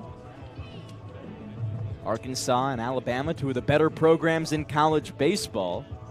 Arkansas made it all the way to the quarterfinals of the College World Series, or the semifinals, just falling short against LSU in a heartbreaker. Not the same success for Alabama, but I trust Rob Vaughn and what he's doing with the Crimson Tide. When he was at Maryland, he was one of my favorite coaches in the country. He just knows what he's doing. He is a good baseball coach. He's had success everywhere, and you imagine that he'll figure things out soon with Bama. So Aloy makes his starting debut today for Bourne. In his first time up, he swung at the second pitch for weak contact to third base. First pitch. Healthy cut by Aloy. He misses for strike number 1.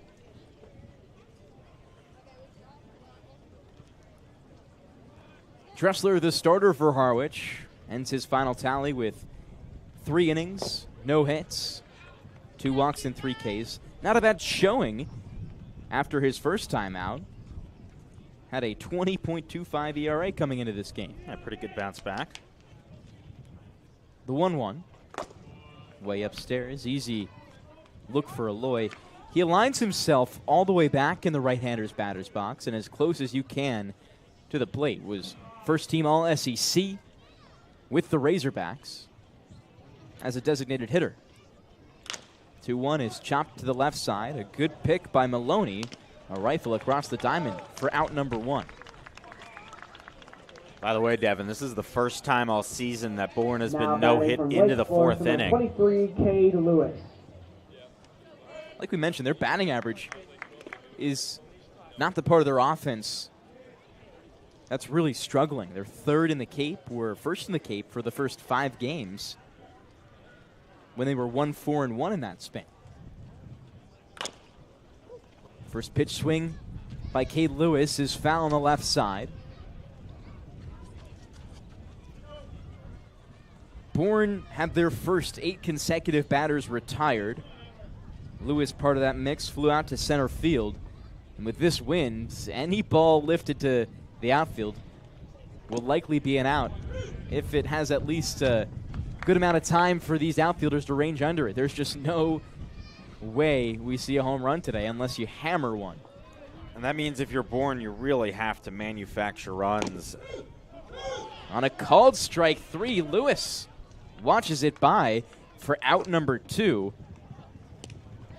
An excellent pitch by Heiberger, and he's working well against the Braves. 2 up, 2 down. This is going to be a really tough one for Bourne because, you know, the easiest way to manufacture runs when you're not hitting pretty well is walks hit by pitches, and that's what this Harwich staff does not do. Least walks in the league.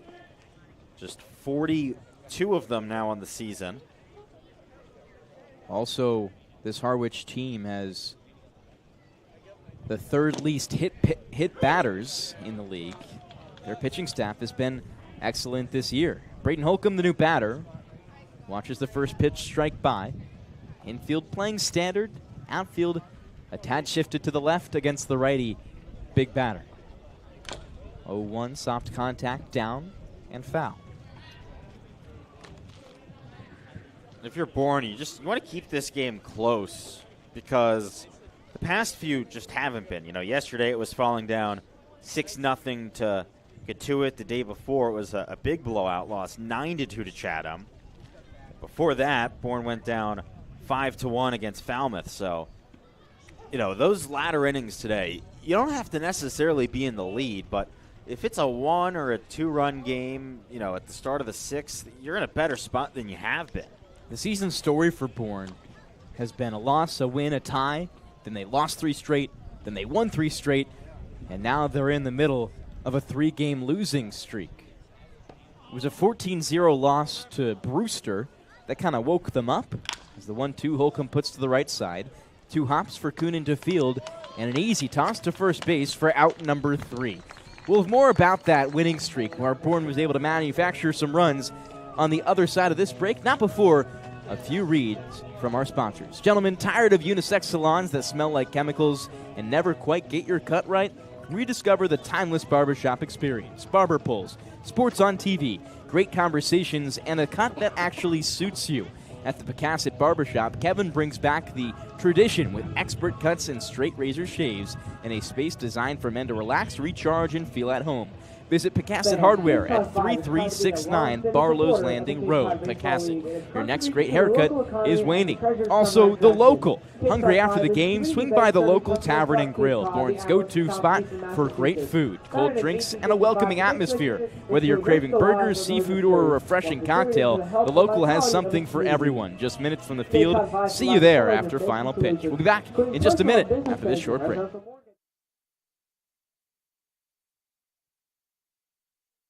If you can dream it, if you can cruise in it, if you can summer in it, fish from it, or take it for a day at the beach, we can protect it. The Baldwin Group, protecting the possible. Get ready for big results with our small machines. With more power, performance, comfort, and savings, they're ready for every job. And we're ready with plenty of inventory, the best support in the business, same-day parts availability, and locations across the Northeast. So you can always be ready to work. Milton Cat, always ready. It's a 1-0 lead for the top of in the top of the fifth inning for the Harwich Mariners. The Braves down and their pitching staff out.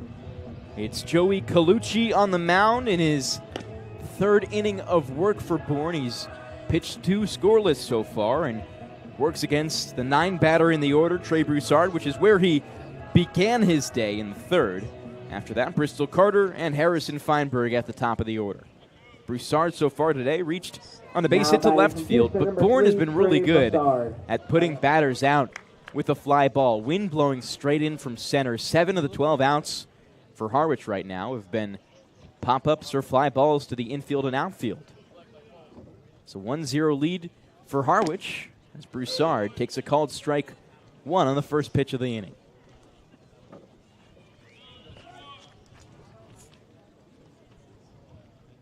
Joey Colucci, in his time with the Braves so far, has come in twice as a starter. Game 3 against YD, he started that game. Bourne ended up tying it. Allowed 5 hits, but just 1 earned run. Game 8 against Katuitt, 2 2/3 with 3 hits and 2 runs. Broussard chops at it and puts it foul behind home plate. Bourne ended up walking off in that game 8 against Katuitt. So no losses in any appearance that Colucci has made for Bourne. They're hoping to carry that today against a downtrending Harwich team who has lost 3 straight. The 1-2, high and outside for ball 2. This Harwich team has just been a dominant force from the hill, but their bats leave a lot to desire. The 2-2, breaking ball up and away. Now, for the struggles that Harwich has had offensively today, they've been pretty solid. They've gotten a bunch of guys on base. 2 hit batters, 2 walks, a number of fielders' choices. So they're doing a good job of making contact and putting the ball in play. Another foul ball from Broussard. Harwich has put up 17 batters so far through just 4 innings. Bourne has only put on 2 base runners at all, and 3 of their 4 innings have been 1-2-3s. Hard contact for Broussard out of play, left field side, and we'll do it again on the full pitch, on the full count.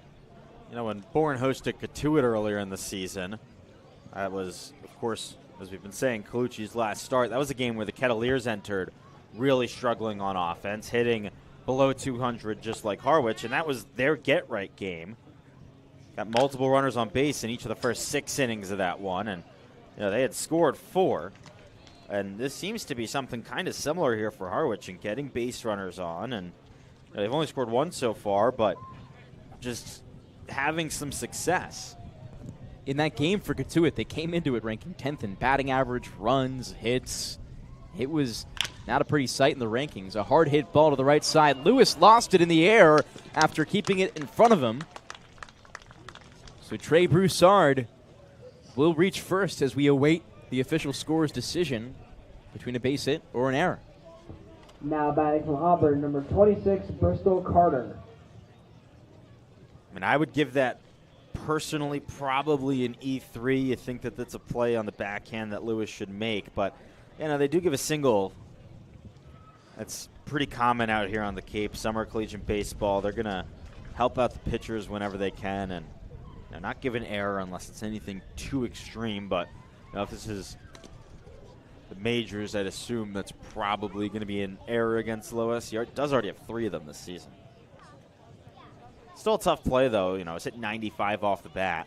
Yeah, hard hit ball, and in that full count, Colucci was getting a lot of hard hit fouls before that. Bristol Carter at the plate has a runner on first. First pitch coming. Squaring to bunt is Carter. Corner in. Braden Holcomb came in after Carter removed his bunt to take it for a ball. We've seen Steve Engler call for a bunch of bunts in this game. I feel like the Mariners have showed bunt more times already today than I think most teams in any games that we've seen this season. The 1-0 as the runner goes. Well-executed hit and run, and Broussard's making his way to third base on the base hit by Carter. That's the second perfectly executed hit and run in as many innings for the Mariners. This is just good, clean, small ball. I mention it with the amount of times that they've showed bunt. I think of the other characteristics of small ball. The hit and run is one of the main ones. Harrison Feinberg out of Northeastern playing designated hitter. He steps in the right side. This order for the Mariners begins with 7 consecutive left righties and then 2 lefties in Brini and Broussard to finish it out. The 2-batter will take a first pitch ball with runners on the corners. We saw runners on the corners last time with 1 out, and it was 2 consecutive retired batters after that to retire the side. This time a bit more of a difficult situation for Joey Colucci. Nothing going on in the Bourne bullpen as the 1-0 is on its way. Before that, a look to first base. Standing in safely is Bristol Carter. Harrison Feinberg is the only Mariner on the roster right now without an RBI on the season. Everyone else has one, including Tanner Marsh, who's played in just 1 game. Carter at first has 4 stolen bases on the year. That leads this Mariners starting lineup. Next after that is Broussard, who's on third base, and Feinberg, who's at the plate. They both have 3.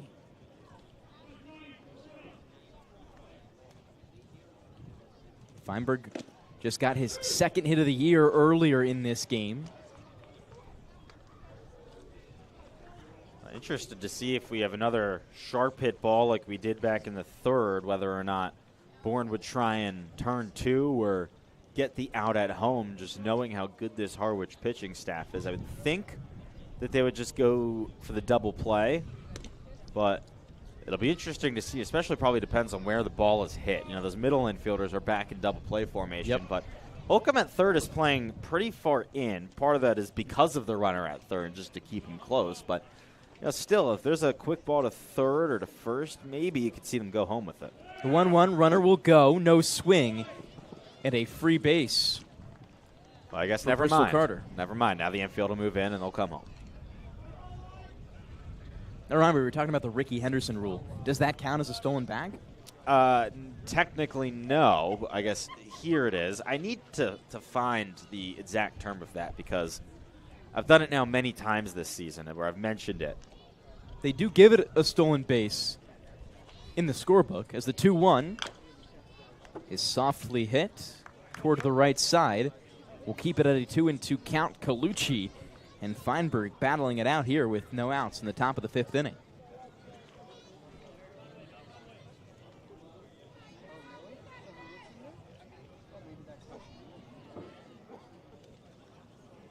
Defensive indifference. That's what it's called. So if a team chooses not to throw to prevent a runner from advancing, they can call it defensive indifference, and it's not a stolen base.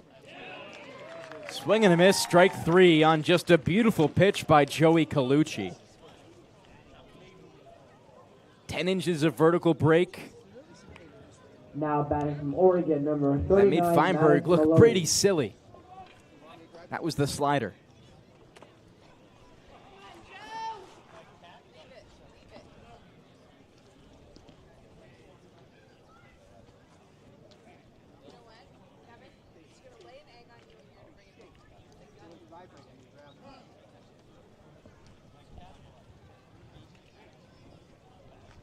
And there will be an intentional walk, it looks like, against Maddox Maloney. With runners on 2 and 3, Maloney does get the intentional walk.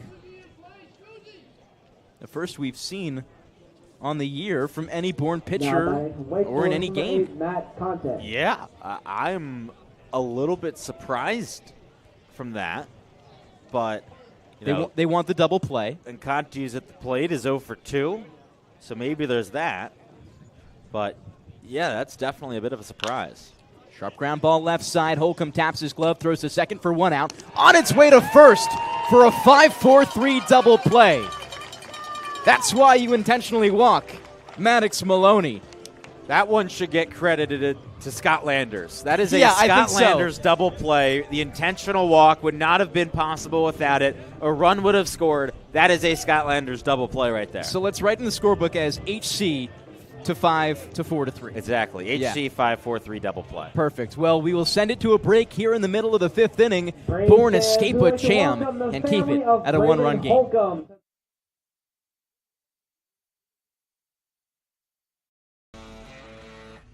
Get ready for big results with our small machines. With more power, performance, comfort, and savings. They're ready for every job.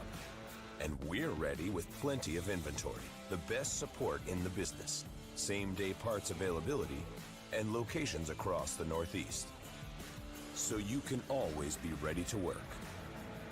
Milton Cat, always ready. There hasn't been a ton of training when it comes to bat speed or products for players to be able to train bat speed.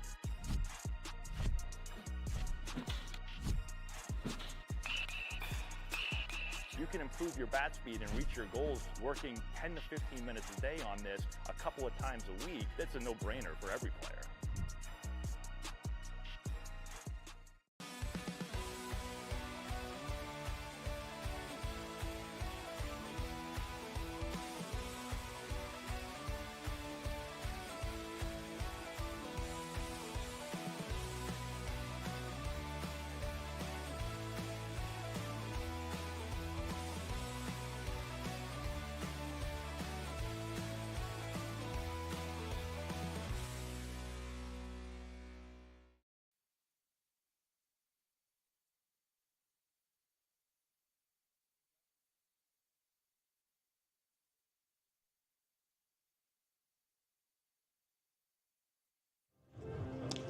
We're here at Doran Park after an electric end to the top of the 5th inning.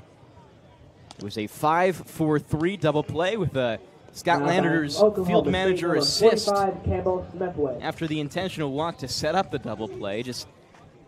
We talked about the difference between the managers in their tenure, but how close they are and how experienced they both are in their baseball IQ. So now in the bottom of the 5th, it's Campbell Smithwick to lead things off against Heiberger. It's a fastball on the first pitch for strike 1. Smithwick on the day was the 6th consecutive batter to be retired to begin this game. He popped up to second base and will look to break the door open for Bourne, who's so far scoreless through 4 innings. No hits yet either. Just 2 runners who have reached first base. A breaking ball gets Smithwick chasing. Behind Smithwick is Gavin Kelly on deck and Ryan Cooney in the hole. The 3 of these batters just recently arrived, or in Campbell Smithwick's case, came back to Bourne after a brief hiatus. Still only in their first week back. That's sometimes what you'll see. Could reset the season for Smithwick. He was in the groove, then takes a week off visiting schools as the 2-2 is nipped foul and back. That's one of the real changes to collegiate summer baseball, along with a lot of players wanting to take time off and lift and all that type of stuff. Guys now entering the portal have to leave for visits. That was never a thing before. And that will be strike 3 as Smithwick will represent out number 1. Gavin Kelly. But you have to give so much credit to Campbell Smithwick for coming back after playing every single game last season.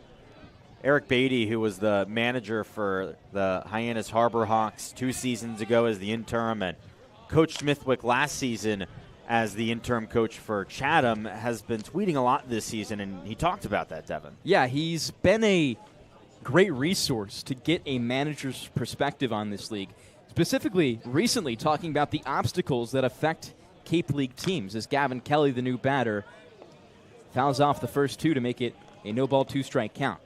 Here are all the obstacles that he brought up. The draft, players leaving for that, pitchers' restrictions that are put on by their schools, sending home temps performing well due to late report dates, homesick players, as Kelly rips one to the left side, and he'll be thrown out on the 5-3.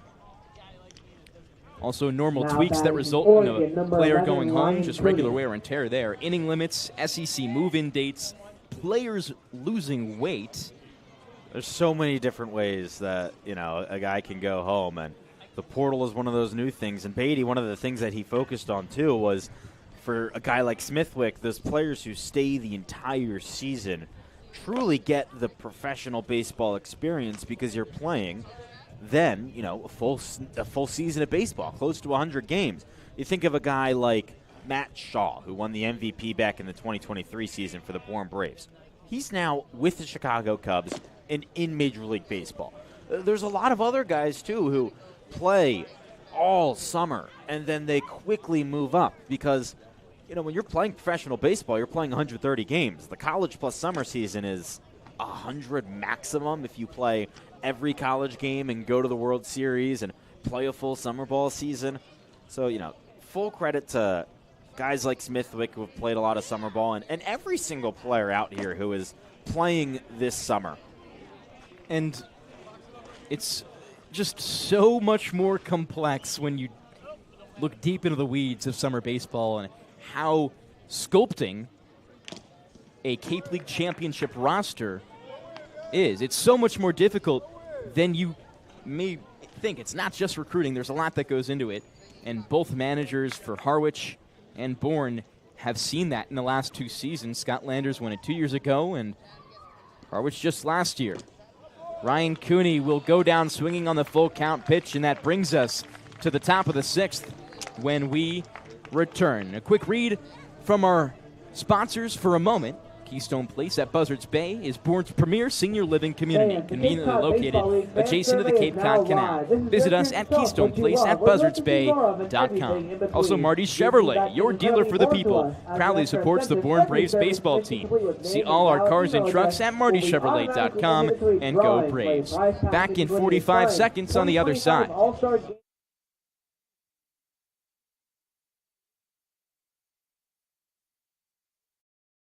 Cape Cod 5 is proud to be the official banking partner of the Cape Cod Baseball League. Cape Cod 5 offers a broad range of financial products and services tailored for every stage in your financial journey. Reach out to us. We're here to help. If you can dream it, if you can cruise in it, if you can summer in it, fish from it, or take it for a day at the beach, we can protect it. The Baldwin Group, protecting the possible. Get ready for big results with our small machines. With more power, performance, comfort, and savings. They're ready for every job. And we're ready with plenty of inventory, the best support in the business, same-day parts availability, and locations across the Northeast. So you can always be ready to work. Milton Cat, always ready. Harwich is pitching lights out here, and as the sun starts to go down at Doran Park, Bourne needs to give their bats some life. They'll have to do that in the bottom of this inning, though, as Joey Colucci remains on the mound for the Bourne Braves and faces this Harwich order in the heart of it. Jake Coonan, Tanner Marsh, and Kyle Wolf, your 5, 6, and 7 batters in the order. Jake Coonan. A good few plate appearances for Coonan. got on with a walk in the second and reached first base with a hit by pitch in the fourth. Was stranded on third in that inning, but did score in the second. He's the only run that has come home for the Mariners today, and Colucci, in now his fourth inning of work, is looking to keep it scoreless under his reign. He hasn't allowed a run yet. Came in as the technically reliever, but Konstantinovsky was the opener in this game for Colucci. The first time we've seen Scott Landers do that on the season, and maybe just a different approach, Adam, to pitching to try and set up your guys in a better spot. Yeah, the reason we assume that it is an opener and not just Konstantinovsky being pulled is because he was solid. Yeah, he gave up one run, but he had only given up one hit. He had walked just two, and they were both competitive at bats. And Colucci was up warming so early on. That's why you would assume it is a opener and not Konstantinovsky being pulled. And beyond that, Colucci in his time with the Braves this season also has started 2 games. That also helps the case. Here's the 1-2. Struck well into center field. Chasing in is Groves for an easy grab. This outfield is playing way in from their normal post. The wind blowing straight in from center field is affecting a lot of these balls. Almost half the outs so far now batting Liberty have number been 22, Tanner Marsh. Flyouts for Harwich. Winds today reaching as strong as 10 miles per hour on gusts. It's a constant 5 miles per hour otherwise. It feels more than that, though. Maybe it's just our elevation, Adam. Always a bit breezy up here. Joey Colucci now squares off against Tanner Marsh.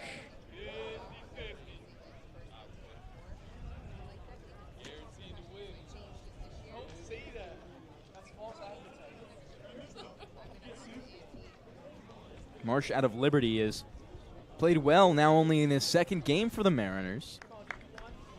On the season, batting .400 with an OPS of .800. Here's the 1-0. Well hit ball into left center field. On his horse is Groves. Can he make the catch? Yes, he can!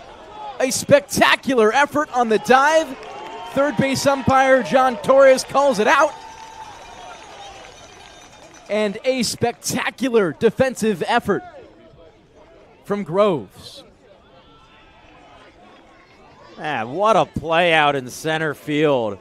It's just incredible. He was playing pretty far in with the wind. That ball was hit really hard, almost 100 miles an hour off the bat. I mean, 98 exit velocity, 323 is pretty insane. That's just the wind here.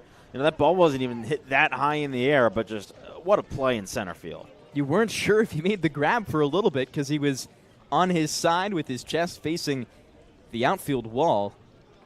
And he gives us a little surprise at the end for showing the ball in his glove. And on the other side, Coach Steve Englert did not love the call. In his 26th season, he's definitely seen it all. 22nd as the skipper for Harwich.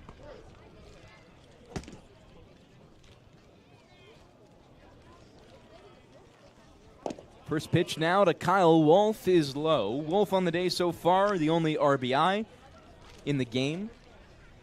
This Harwich team has 5 hits for their 1 run. Bourne has been held hitless through 5 innings, by far the most. They've gone without a hit to begin a game this season. Colucci will deal. Well-placed pitch in there for strike 1. Action in the bullpen is Matt Shorey.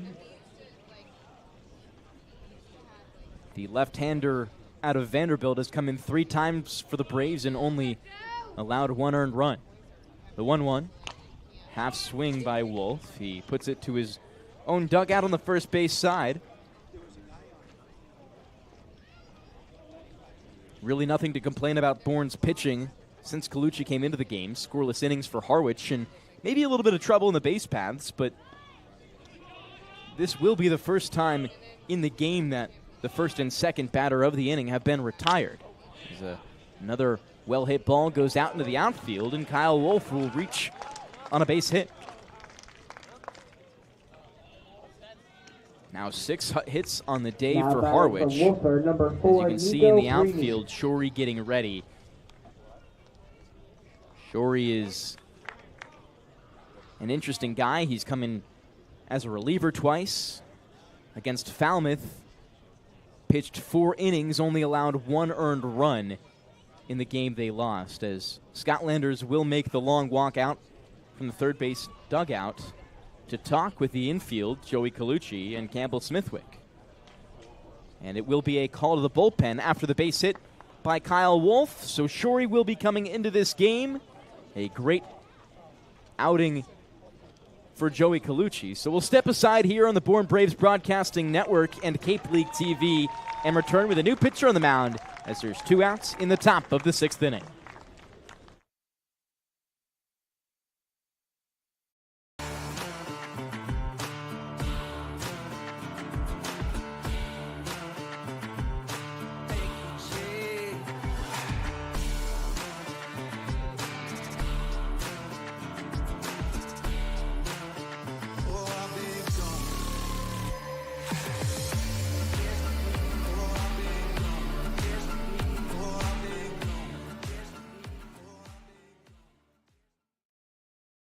If you can dream it, if you can cruise in it, if you can summer in it, fish from it, or take it for a day at the beach, we can protect it. The Baldwin Group, protecting the possible. Here at the Mass State Lottery, we know there's no bigger win than the $1 billion we provide each year to support all 351 cities and towns in Massachusetts. Now that's how we all win. The Mass State Lottery. Welcome to the state of winning. Get ready for big results with our small machines. With more power, performance, comfort, and savings. They're ready for every job. And we're ready with plenty of inventory, the best support in the business, same-day parts availability, and locations across the Northeast. So you can always be ready to work. Milton Cat, always ready. There hasn't been a ton of training when it comes to bat speed or products for players to be able to train bat speed.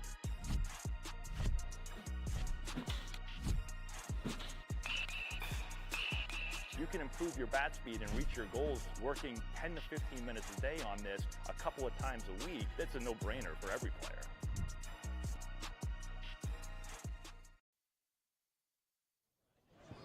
New pitcher on the mound for the Bourne Braves. It will be Matt Shorey out of Vanderbilt, the rising sophomore. Throws from the left side and has been in 3 times for Bourne, most recently on Wednesday, where he was the starter against the Falmouth Commodores. Pitched 4 innings, allowed 4 hits, 1 earned run, 1 walk, and 2 strikeouts. He looked really good. Bourne did end up losing that game after Falmouth scored 4 in the inning after Shorey left. It's important to note that was a spot start for Shorey after the original starter was scratched. So he wasn't expected to get the start, but he looked really good. I thought that maybe there was a chance that he had worked his way into the rotation with how good he looked in that outing, but back in the bullpen today.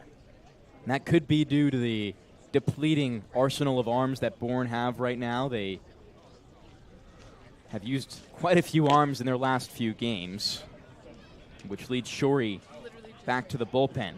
Shorey works with a 4-pitch mix, fastball, slider, changeup, sinker.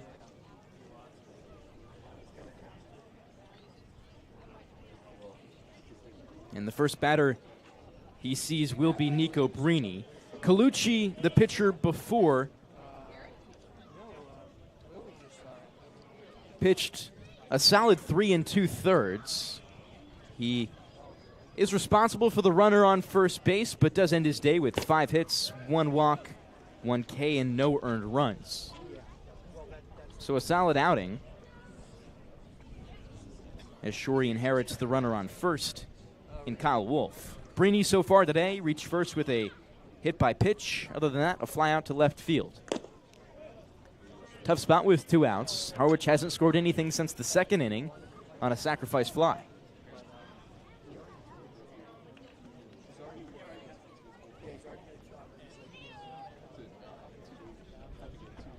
The 2-0. Skied high. This one will be in the infield. Riker Waite calling for it. Moving all the way toward the third base line and makes the easy grab for out number 3. 4 straight scoreless for Bourne. They're holding Harwich to a minimum. But on the other side, it's the Braves who need the bats going. It's a no-hitter right now for Harwich. We'll have more on that on the other side of this break.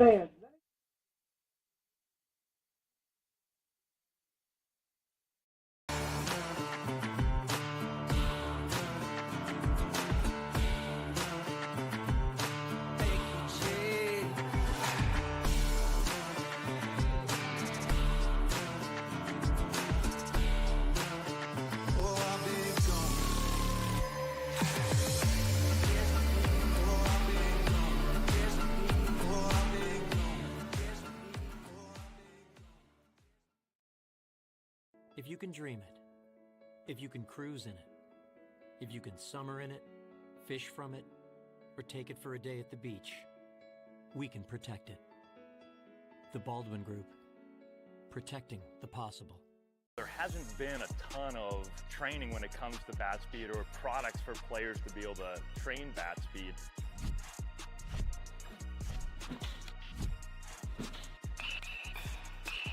You can improve your bat speed and reach your goals working 10 to 15 minutes a day on this a couple of times a week. That's a no-brainer for every player.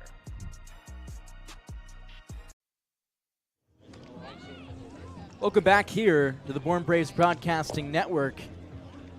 It's been a rough game for Bourne so far. No hits here in the 1-0 ball game against Harwich. And Adam, I'm going to roll out the red carpet for you. You've done a little bit of research about no-hitters here on the Cape, and with Harwich in the middle of one right now, a combined no-hitter. What is the history? Yeah, so I've been a little bit quiet this last inning. It's because I've been looking into it, and there are no-hitters on the Cape. It's not that uncommon. The last one was just in 2022, but Bourne hasn't been no-hit since 2018.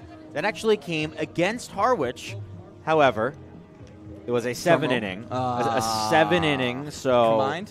Yes, so I don't really count it, but the pitchers that threw it are really interesting. It was Joe Lasora, who, if that's a name that's familiar to you at home, it's because he is a big leaguer now with the Cincinnati Reds. So him along with Kyle Brnovich, who has been a really good pitcher in the Orioles organization for a couple of years and probably will get called up to the big leagues at some point. And then the third guy was Zach Hess, who just spent a lot of time in the Tigers organization. It was actually a Bourne Brave the year before and had a 2.6 ERA. And then he came back and threw a no-hitter against his old team. Now, the thing that makes that even more interesting is when you look at that 2018 Bourne Braves team, team-wise wasn't the greatest, just 18-25. But there were 9 big leaguers on that squad, including 4 hitters. You had Jared Triolo, Alika Williams, Greg Kessinger, Spencer Horwitz, and Tyler Fitzgerald. Outside of those guys, there were other talented hitters on that roster, names that I recognize, like Daniel Cabrera, who played at LSU for a couple of years. That was a really, really talented Bourne Braves team, yet they got no hit. The last 9-inning no-hitter against Bourne, I believe, came against Hyannis back in 2006. Charlie Furbush threw it. It was a 14-0 game, which nowadays he wouldn't have gotten the chance to go all 9 innings because of the run rule. Furbush ended up making the majors and having a 5-year career. So, yeah, fun stuff with no-hitters on the Cape. We lead you from Bourne being no-hit right now to the glorious 2018 Bourne Braves roster. Nick Groves at the plate. Got on with a walk already today. He's one of only 2 base runners to reach in this game. From what I could find, though, Bourne hasn't thrown a no-hitter. The last one on the Cape was in 2022, as I said. The starter actually got into the 7th inning of the game, but Kelly Nicholson said the exact quote is, quote, "that was not an option" when he was asked on whether the starter would go back in. Into the outfield, Groves is fighting some off here. Well, this whole history lesson could be for nothing if Bourne gets their offense going soon. And you could say that's almost a bit of the hope, a jinx from us. A jinx from us, yes. We are unbiased broadcasters here, though. Voice of the Bourne Braves. It's a full count now to Groves.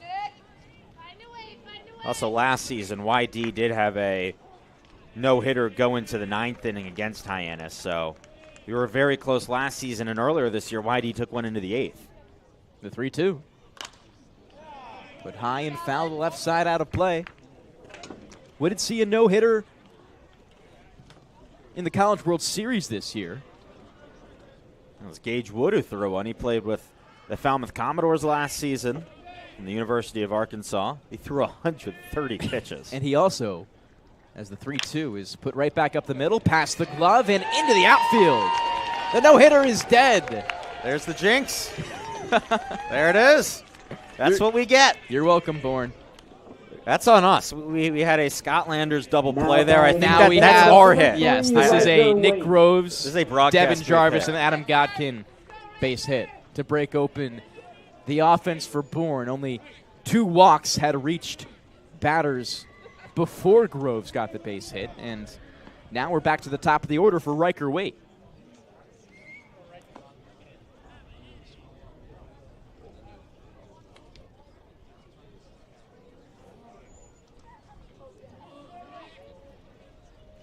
Waite's going to square to Brunt, bring it back.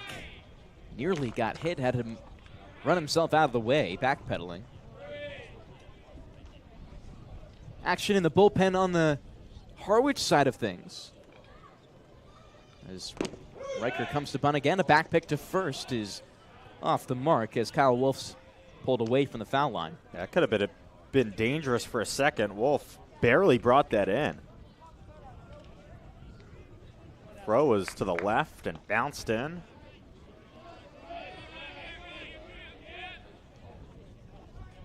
One here to Waite. Another bunt. He puts it down the first base line. Going to try and run this out. No one covering the bag. And that will be an easy base hit for Riker Waite. On his way to third was Groves trying to be sneaky. And he gets caught. Groves with almost a really smart play, but just awareness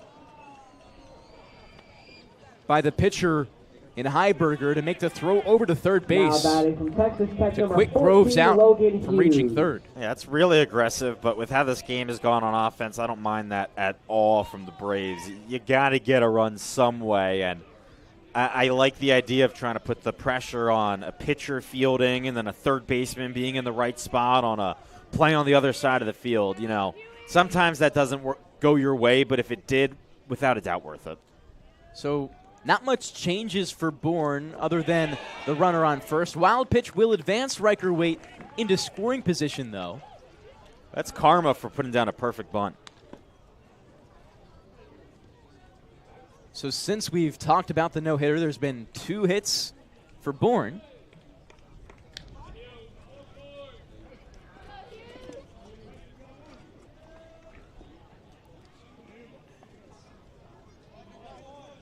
Logan Hughes out of the left side is going to try and knock in a run here, make it a tie ball game. Count 1-0, the pitch.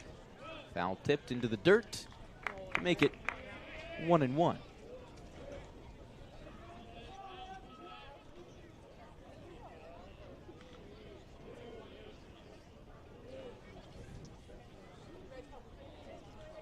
From the stretch, Heiberger looks at second and comes home. Hughes is going to lift one high into center field. Broussard under it, makes the grab. Riker Waite going to tag to third base. This could be a close pay. The throw is ahead of Waite. Did he dodge the tag? No, he did not. A great tag by Maddox Maloney for out number 3. And Bourne, despite getting 2 hits, have both of those runners tagged out in the base path.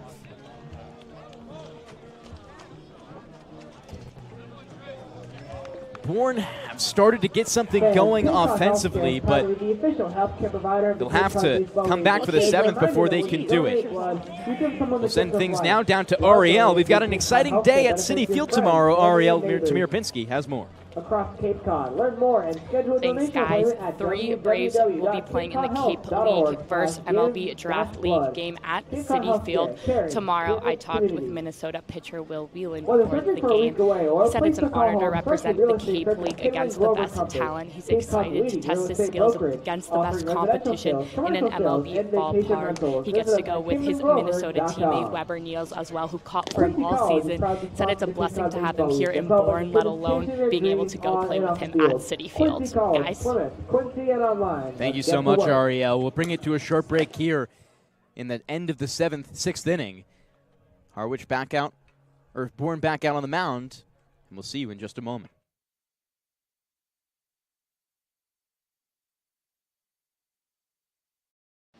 Cape Cod 5 is proud to be the official banking partner of the Cape Cod Baseball League.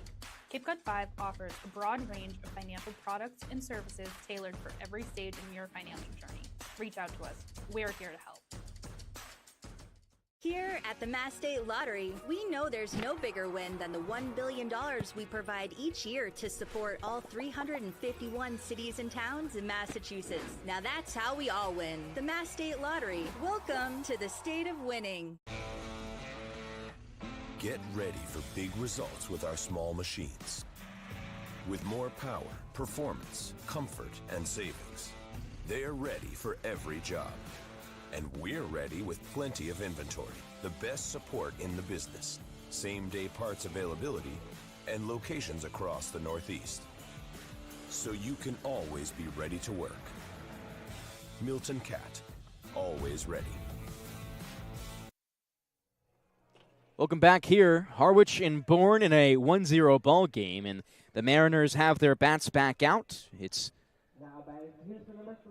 Trey Broussard to begin things for the Mariners. Bourne get their first 2 hits of the game just an inning ago, and will try and capitalize and keep things going.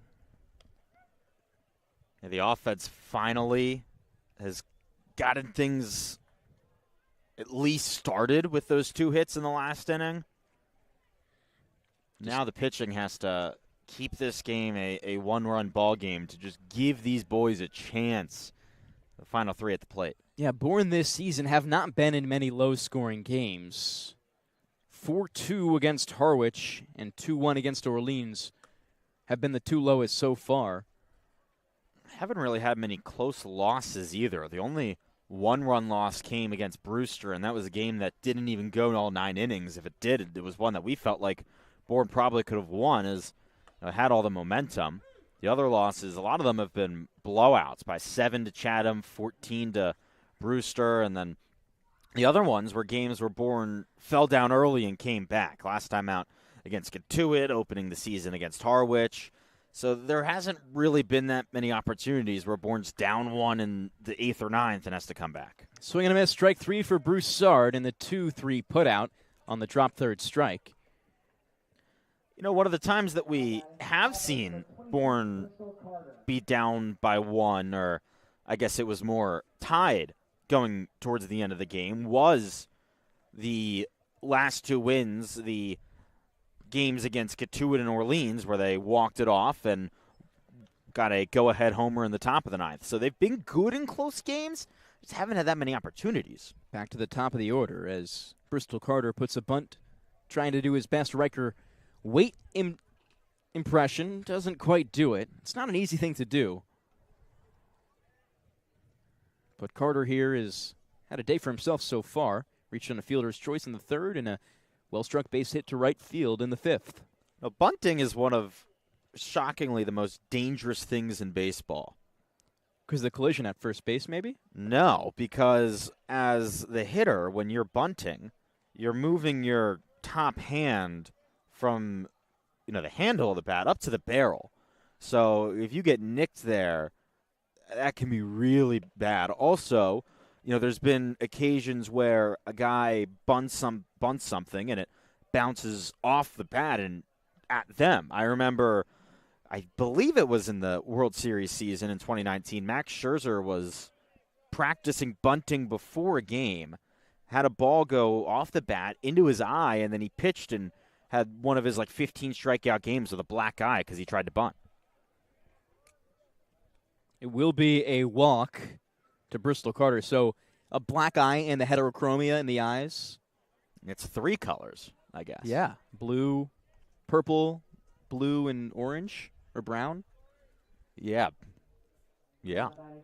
So I'm shocked you knew heterochromia just off the top of your head. That's an impressive one. I mean, I've known of. I thought about Max it. Scherzer having it, and you just had it right, just like that. I thought about it for 5 seconds. Is heterochromia the word? It is. Yeah. No, because when you said it, I knew immediately that was it. Yeah. First pitch, the new batter in Feinberg is skied high to right field. Logan Hughes toward the right field line, makes the grab. Nearly gets away from him, but does not. Yeah, I love the 2 colored eyes from Max Scherzer because when he went to the Mets, they made a great graphic where half of it was orange, half of it was blue to match his 2 eyes. I mean, it's kind of just copying everything that the Nats would do. They had a whole thing in right field where it was just his face with the 2 colors. But the blue and orange are the Mets colors and closer to his. It's more brown. Throw will get away from Lewis. And making a charge toward third is Carter. He's in there safely, looking at home. Gets about a third of the way there before the ball is retrieved on the right field fence. And finally, Bourne will hold Carter, but it takes a while, and now he's 90 feet away. Any ball that gets past the first baseman here at Dorn Park is an easy opportunity for 2 bases just because of how massive the foul territory is in that spot right past where the base is. That's the deepest part of foul territory, just past the dugouts, and it's always an issue. That will be an E1 on Matt Shorey as the throw got away. First pitch to Maloney. It's called for strike 1. Maloney today, a walk, an intentional walk, the first of the year for at least Bourne in the games they've played it. I can't speak for the rest of the league. Swinging strike 2. Got to get out of this top of the 7th without giving up any more runs. Steve Englert is calling time to talk with his hitter. I thought for a second that he was coming out to talk to the home plate umpire, Warren Nicholson, and it seemed like that's what Nicholson thought as well. He was like, well, you coming to talk to me? What just happened? But no, he's just talking to his hitter. So like we mentioned before, Maloney intentionally walked in the 5th. Adam, do you want to guess the amount of intentional walks going into this game the entire Cape League had combined? What? 8. Wow. Yeah. I would not have guessed it. Here's the 0-2 to Maloney. Cracked left side and into the dugout. Alex Valentine, off a start against Orleans on Monday, was trying to make a grab. Yeah, that ended up hitting one of the water coolers, it looks like. Knocked it down. We'll probably see Valentine come into the starting position soon. The 0-2. Down Broadway, chopped high, third base side, and foul.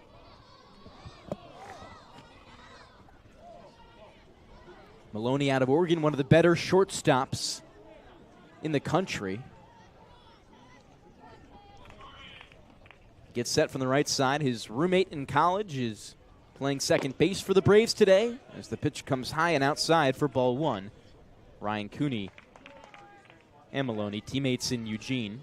That was such a fun middle infield to watch this year. Just an unfortunate ending to the season, falling in the regional. Action at third base as Carter sneaks by. He was almost dancing, maybe trying to come home as the pitch comes home and is fouled in the backstop by Maloney. The way that Eugene regional went down, too, with Oregon dropping its games to the 3 and 4 seeds, was just shocking to see because that Ducks team all season traveling cross country from the West Coast to the Big Ten was so good. The 1-2. Another foul tip by Maloney.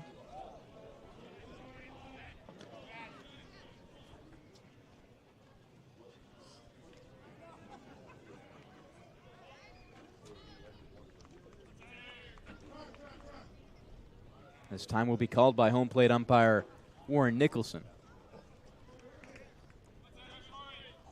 Troy will look at his pitch comm on his right wrist against Maloney. Now comes set from the stretch. A rock and deal. Ball's lifted high behind home plate. This one will be out of play for a second, Adam. I thought we were going to get our first souvenir of the season. That was probably our closest one yet. Maybe about 10, 15 feet to the left of us. Just a bit further behind, but yeah, we had a chance. Could have made a dive off the balcony for it. Maybe. Yeah, that's not going to happen. You got to commit to it, Adam. I mean, we're maybe 20 feet up. No.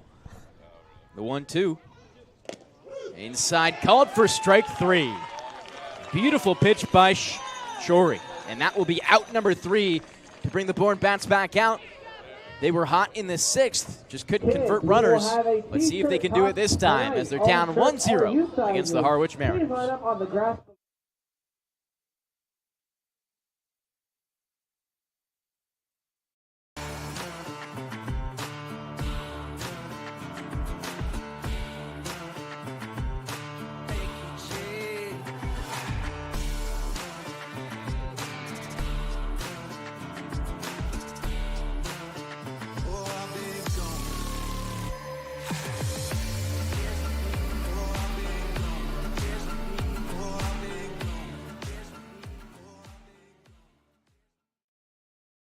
If you can dream it, if you can cruise in it, if you can summer in it, fish from it, or take it for a day at the beach, we can protect it. The Baldwin Group, protecting the possible.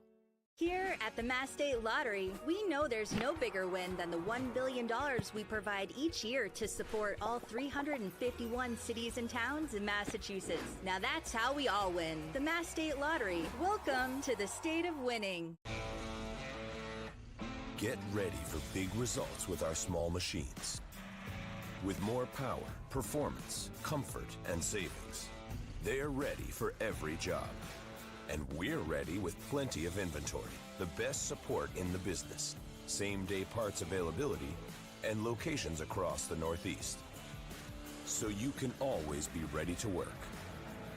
Milton Cat, always ready. There hasn't been a ton of training when it comes to bat speed or products for players to be able to train bat speed.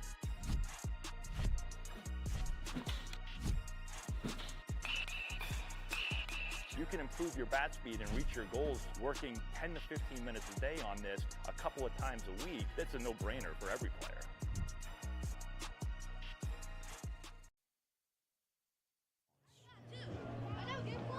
We welcome you back here to Doran Park. Bourne in the bottom of the seventh inning are looking to get some offense going. They're scoreless here through 6 innings.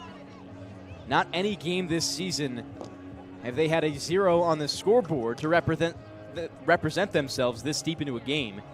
And it could start here with Kahio Aloy making his home debut and starting lineup debut for the Bourne Braves. Hasn't been a glorious debut yet. Pop out to third base and a grounder to third base as well in his 2 games. New pitcher on the mound will be Ryan Bilka. He did see action against Bourne in the season opener as well.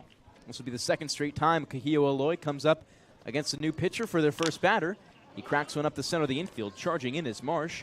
A good play at first for out number 1. The latest that Bourne has scored its first run of a game this season was in the 5th inning. It was against the Whitey Red Sox in a game that was ended early due to darkness. Of course, 14-0 shutout loss. They scored no runs, but they haven't scored their first run of the game this late all season. Cade Lewis, the new batter. No hits for him today.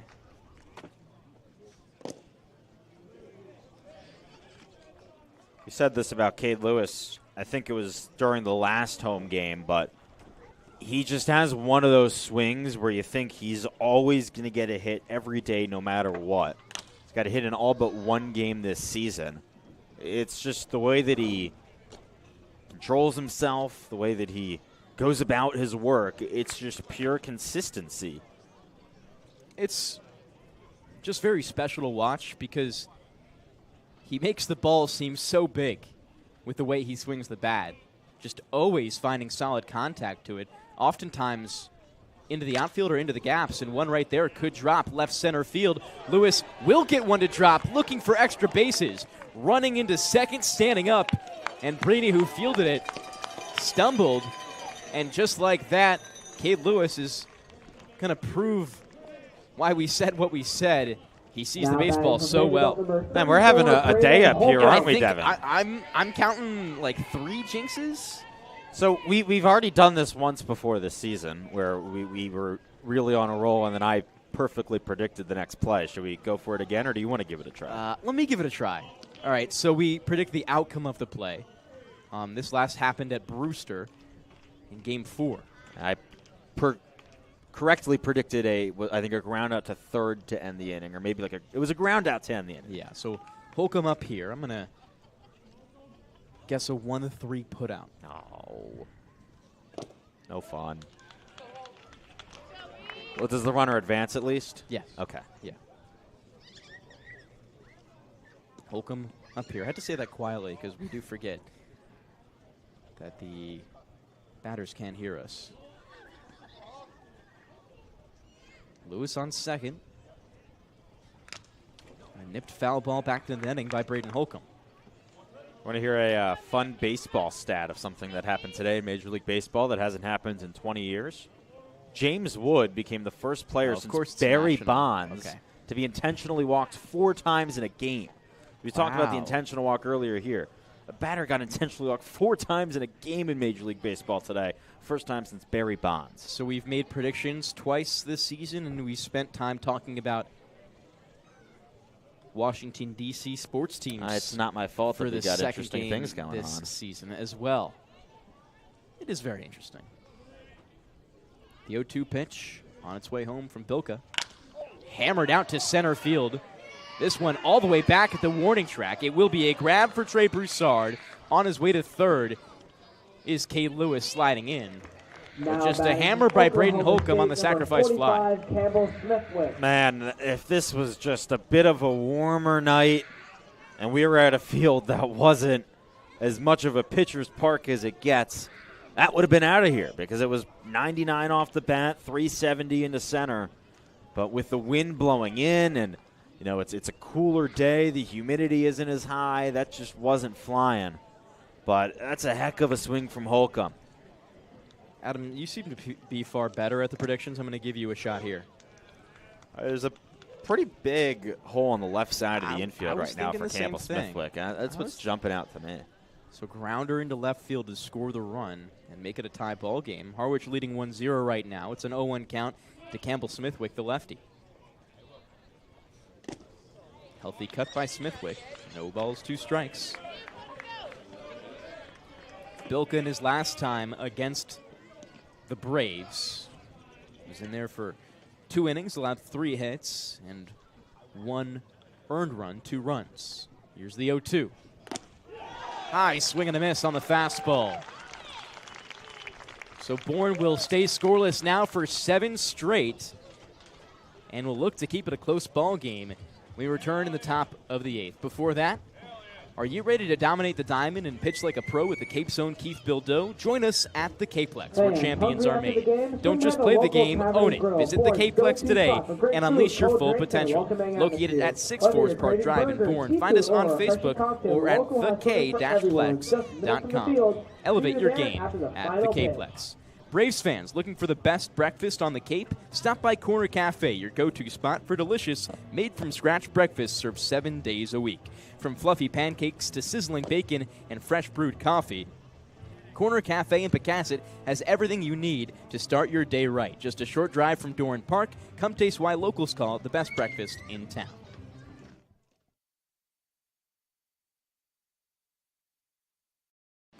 Cape Cod 5 is proud to be the official banking partner of the Cape Cod Baseball League.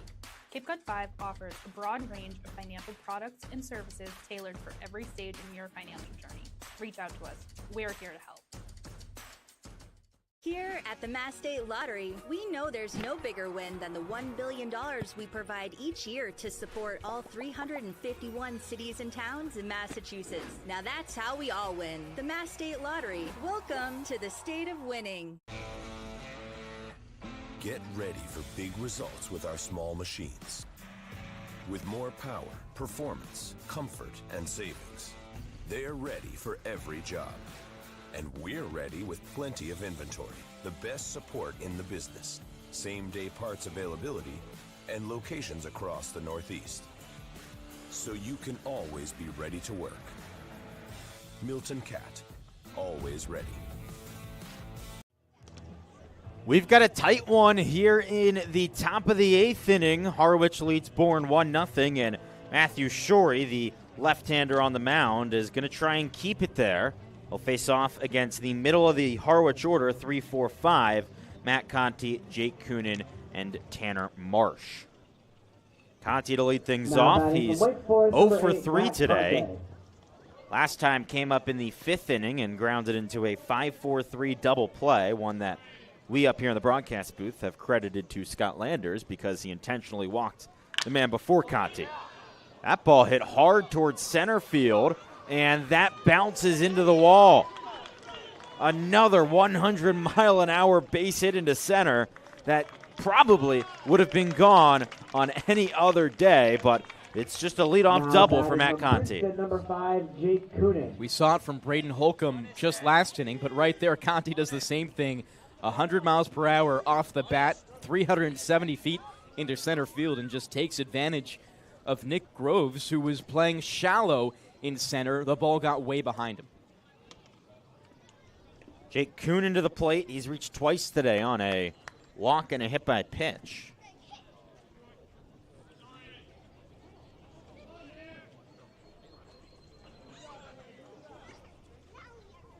Bunt shown and pulled back.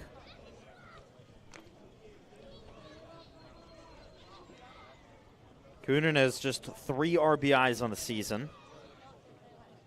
He's the man who scored this game's lone run back in the 2nd. It was small ball that got it done then for the Mariners. He reached it on a walk, advanced on a pass ball, got to 3rd on a sac fly, and came into score on a sac fly. And by the way, that was changed to a pass ball, so the run against Konstantinovsky is an unearned run, and it means that we haven't seen an earned run in this game. 2-0. And for a strike inside part of the plate fastball. Coonan had 2 RBIs last night. He's really hitting his stride.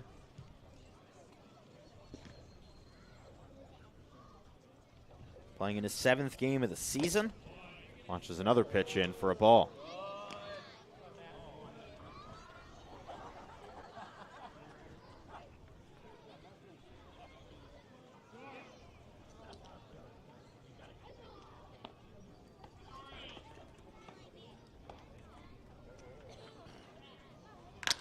Hard hit ball towards short. Wait, has got a man in a pickle. Matt Conti now going back to second, and Holcomb gets the tag. So the lead runner put out, and a very successful play from the Vandy left side of the infield. Riker Waite and Braden Holcomb combine for a 6-5 put-out. Just an excellent high IQ baseball play from Riker Waite, the way he looks the runner down, stops him in his tracks, and just forces him to make a decision. He had him out pretty much from the start, and a fantastic way to get the lead runner out. They bring it back to a force out at second and first, maybe a double play. Tanner Marsh to the plate. There's been just 1 double play by the Bourne defense today. Harwich has also turned 2 once. Marsh in his 2nd game. He's got an RBI in, I guess, every game he's played up to this point, considering he had 1 in his 1 start. Watches a fastball upstairs at 89.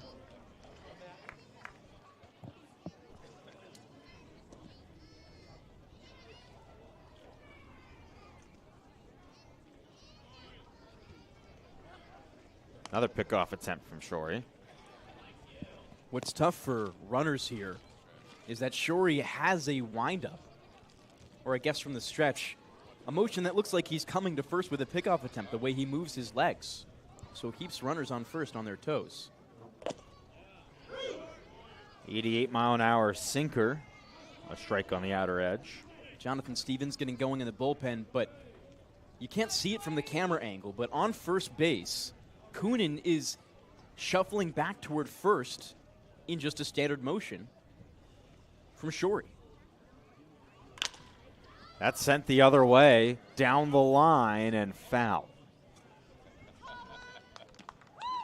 Every single pitch, you're right. Kunin, his first step is not to second. It's back to first. So if there's a ground ball, definitely a chance for a double play because Kunin isn't going to have a great start at first. Yeah, this angle right here, if you hold it right before the pitch comes, you can see as he starts his motion, he goes a little bit toward first. 1-2. Lifted towards shallow center. That's shallow enough for the second baseman, Ryan Cooney, to make the catch. Now batting two going here in the top of the eighth inning. Kyle Wolf to the plate. He's got the lone RBI on the day. Also a single his last time up and a chance to give his team some insurance before the bottom of the eighth inning. Bourne's got to be happy with what it's got coming up because it's the bottom of the order, 7, 8, 9 in the eighth, which means top of the order will have a chance to hit in the ninth. And if Bourne is going to tie or win this game, it means the heart of the order is going to come up as well. Pitch a strike, throw to second is late. A little bit off the mark. Ryan Cooney placing the tag had to move his glove across his body. Jake Kunin steals second. That's his first stolen base of the summer.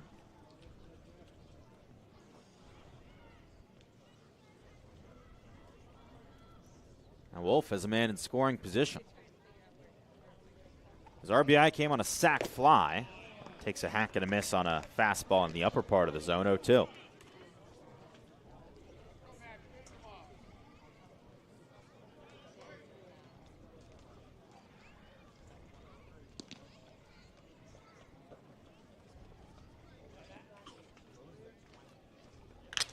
Popped up again towards shallow center. This time it carries a bit further, and the right fielder, Logan Hughes, makes the catch for out number 3. So we're into the bottom of the eighth inning, bottom of the order due up for Bourne. That's got to wake up now. We'll be back in a moment. You're watching the Bourne Braves Broadcast Network on Cape League TV.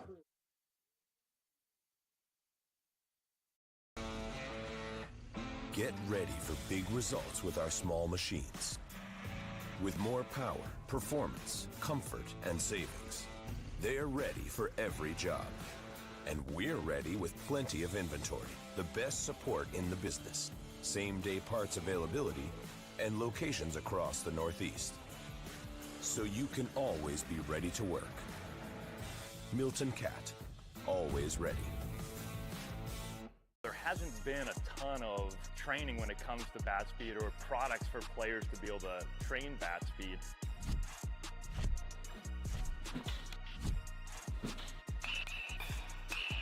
You can improve your bat speed and reach your goals working 10 to 15 minutes a day on this a couple of times a week. That's a no-brainer for every player.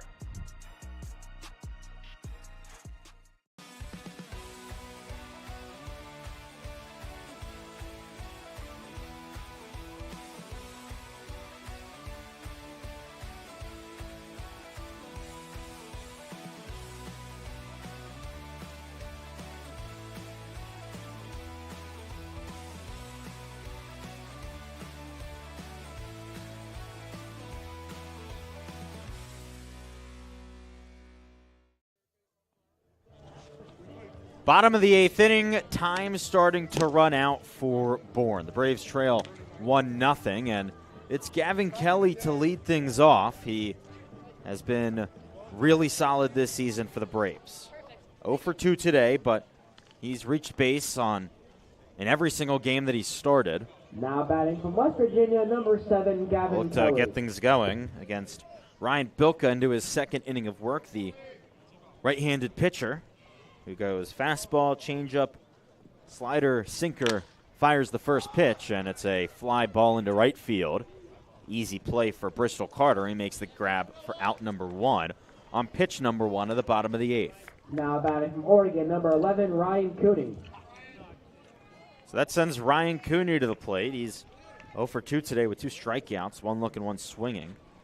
Now 2 for 14 on the young season. But this is the time to get going.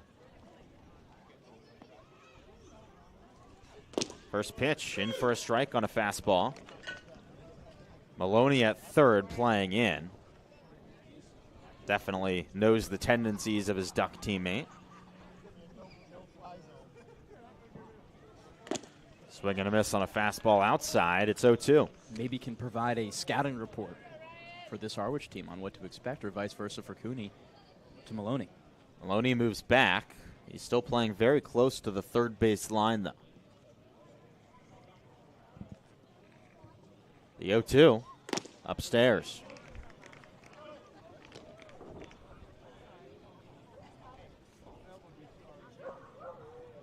Jonathan Stevens, a right-hander, getting loose in the Bourne bullpen in case he's needed, but most likely assume that Matt Shorey would go out for the top of the 9th. That pitch misses low and outside. You're going to want to save arms, and it really just matters about your offense right now, not your defense. Braves trail by 1, just 3 hits on the day. All those coming in the last 2 innings. Bourne was no hit through 5. 2-2. Called strike 3. Slider right down the middle. That could not have finished more down the middle. Just a disgusting front door breaking ball. Tough pitch to look at, and it's been a tough day for Cooney. 3 strikeouts, 2 looking. 9th batter here in Groves got the first hit of the day for Bourne, so maybe he can start the rally. That was a base hit into center field.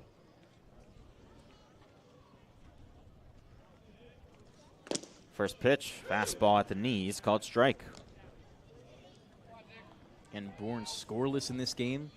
It's the deepest they've been held scoreless all season long.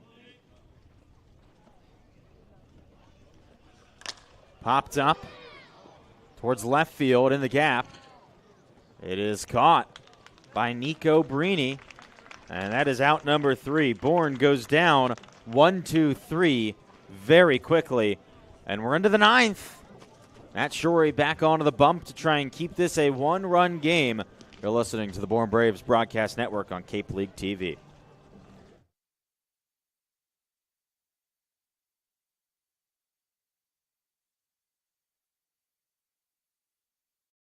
Here at the Mass State Lottery, we're known for our monster wins.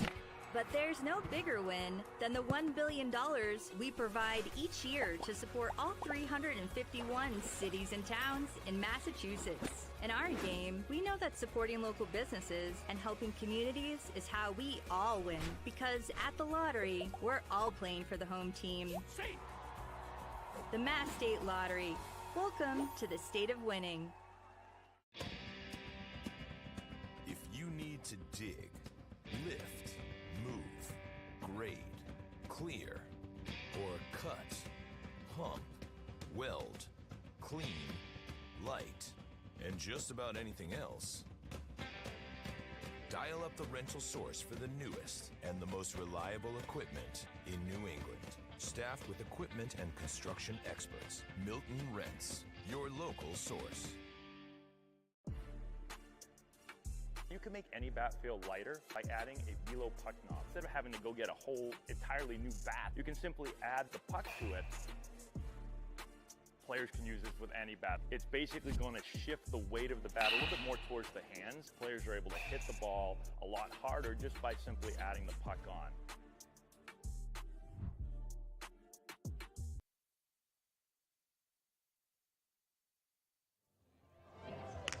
Top of the 9th inning, it's still 1-0 Harwich. That's been the score since the top of the 2nd. To lead things off for the Harwich Mariners is a pinch hitter. That's number 11, D. Kennedy, out of Kansas State. He's batting for Nico Brini, the left fielder.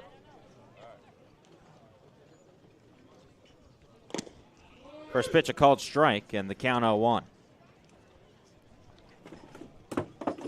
Kennedy this season hitting .167.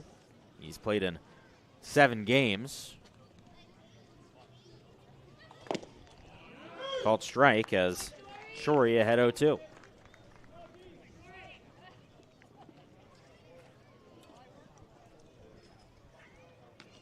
Nico Brini went 0 for 2 as Kennedy ropes one into left field. That sends Kelly back, and it is out of here.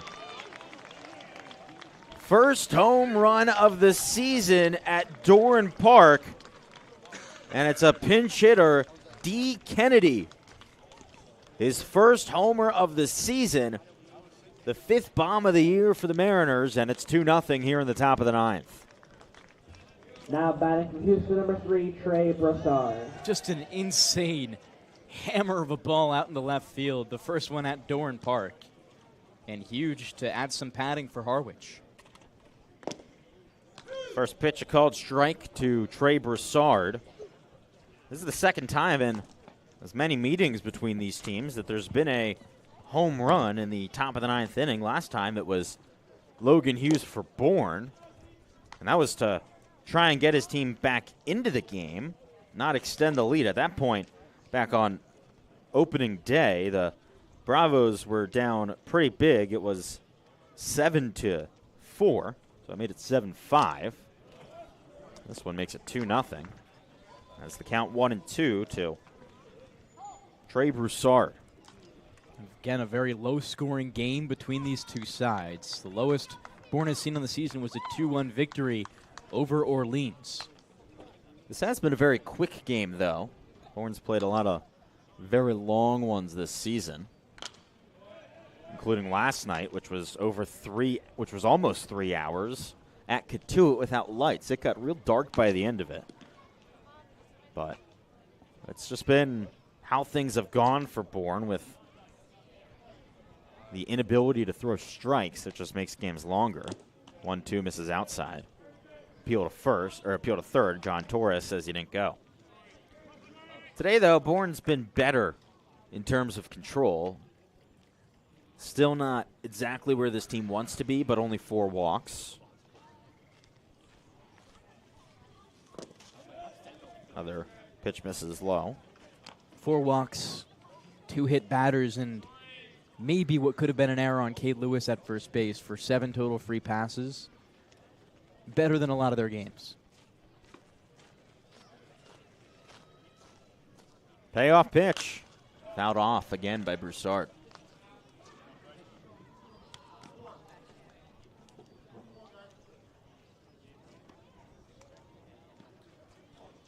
The entire league has tomorrow off, as Ariel Tamir-Pinsky talked about earlier. The Cape League is sending an all-star team to take on a MLB Draft League team as pitch misses upstairs, and it's a walk to Trey Broussard.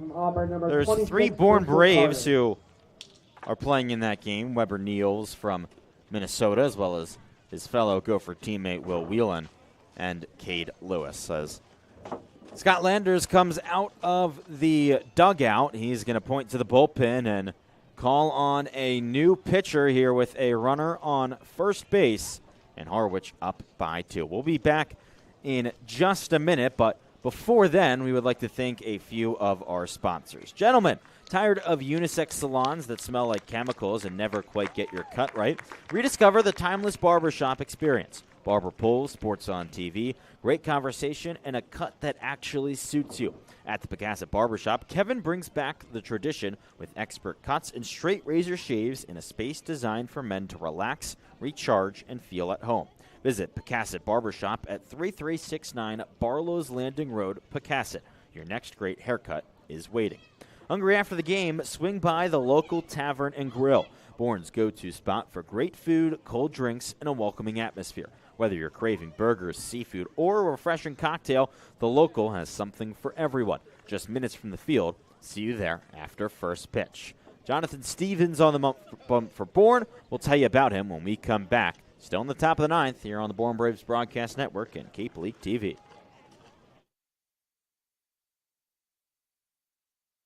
You can dream it, if you can cruise in it, if you can summer in it, fish from it, or take it for a day at the beach, we can protect it. The Baldwin Group, protecting the possible. Get ready for big results with our small machines. With more power, performance, comfort, and savings, they're ready for every job. And we're ready with plenty of inventory, the best support in the business, same-day parts availability, and locations across the Northeast. So you can always be ready to work. Milton Cat, always ready. We're back in the top of the ninth inning. The score 2-0 Harwich. With no outs and Trey Broussard on first, Bourne has gone to the bullpen. Matt Shorey's day is done. He went 2 1/3, gave up 2 hits, 2 walks, and struck out 2. He gave up 1 run on the Nico Brini homer, on the D. Kennedy homer. He was a pinch hitter for Nico Brini. And then Trey Broussard stands at first. He is a inherited runner for Jonathan Stevens, the right-hander who just committed to the University of Alabama Birmingham, also known as UAB, after spending his first 2 years at Alabama, has been, you could argue, Bourne's most elite pitcher this summer. He's had 3 outings, pitched a total of 6 innings, and given up just 2 hits, no runs, 1 walk, and 8 strikeouts. That's not too bad at all, Devon. Not even a little bit. He's been one of the best pitchers Bourne has had, like you said, and there's no doubt in a short amount of time he will get the starting nod very soon. He has the talent to do so. He made starts for Bourne a year ago, including in the Cape League Championship game against Harwich. So Steve Englert knows Jonathan Stevens and know he's not an easy pitcher to break. Stevens' fastball, curveball, slider are his main pitches. He's also introduced a splitter to his arsenal recently. That's something that could really take him to the next level. Stevens, as we've said, has just been incredible out here on the Cape. Somehow, some way, never saw any time at Alabama in 2 years, but now as a 21-year-old rising junior, he's going down to the American Conference, and with what he's shown out here on the Cape, he could dominate at UAB. Pickoff attempt, and Broussard back at first. That splitter, too, Adam, was something he's been working on for the last couple of years and just recently found it. And it is a disgusting pitch that's going to make him, like you said, an even better pitcher, take him to that next level. His first pitch is a popped-up bunt on a fastball at 94, and it's fouled. There's a lot of talks in the Bourne bullpen and in the dugout of just what Stevens can be. A lot of guys really believe in him, think that he's got some of the best stuff on this entire pitching staff and has the ability to be one of the best pitchers in the country next year, a potential pitcher of the year in the American. It's a good conference, but there's just not that many guys like Stevens up there. He can go 94, 95 on the fastball. You'd imagine there's probably another mile an hour or 2 in projectability, and then you add in the off speeds and the control. He's just disgusting. And outside of East Carolina and maybe Tulane, South Florida on some occasions, there aren't that many arms in the American that can do what he does. He'll be a big fish in a small pond down there, and it'll be to his benefit. Without a doubt. 0-1, runner going, bunt shown, and the throw to second bounces away from Riker Waite. It's a stolen base for Trey Broussard, his 4th of the season. He's now 4 for 5. That's the 3rd stolen base of the day for the Mariners. Another runner in scoring position. Harwich has stranded a runner in scoring position in each of the last 5 innings.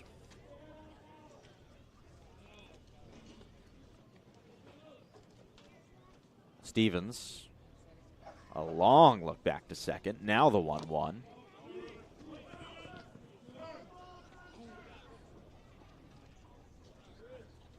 Again, see Bristol Carter showing bunt. He reached on a walk his last time, but he's shown bunt already today, as have a lot of these Mariners hitters, proving they are fully bought into playing small ball. That bunt just gets to the backstop. Another nice fastball from Stevens.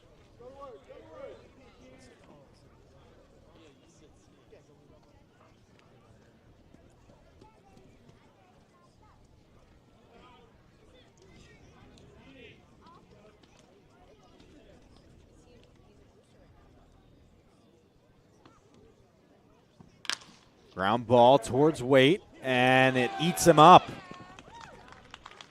Oh, man, Riker Waite with his first error of the season at shortstop. He might have been a little bit caught up with Trey Broussard running to third, and that error puts runners on the corners with no outs. Or actually, it's a hit on the scoreboard right now.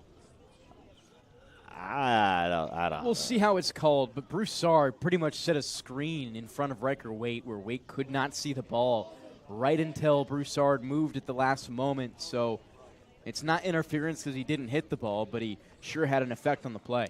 And that is in as a single, so not an error, and Riker Waite's still perfect on the year defensively. Infield now in as a swing and a miss. Smithwick won't even attempt the throw as the infield was playing in, and it's now 2 in scoring position. I do think it's only ruled in that way because of Broussard's visual blocking. Now, I guess, is that defensive indifference or another stolen bases we were talking about earlier because there was no throw. The 0-1 swung on and missed, and it's 0-2. It is officially in as a stolen base. I'm not sure if we have defensive indifference in summer ball. Bring it to the commissioner. You know what? Why not? I'd only learned about it a couple weeks ago. And the name of it a couple hours ago. Remembered the name a couple of hours ago. That's popped up. It'll stay in the infield, and Ryan Cooney makes the catch for out number 1.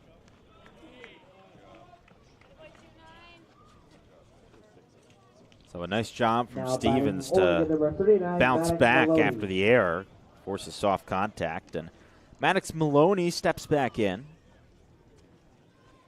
He's hitless today, but has reached twice on a walk back in the first and on an intentional walk back in the 5th. That was the first intentional walk in a Braves game all season.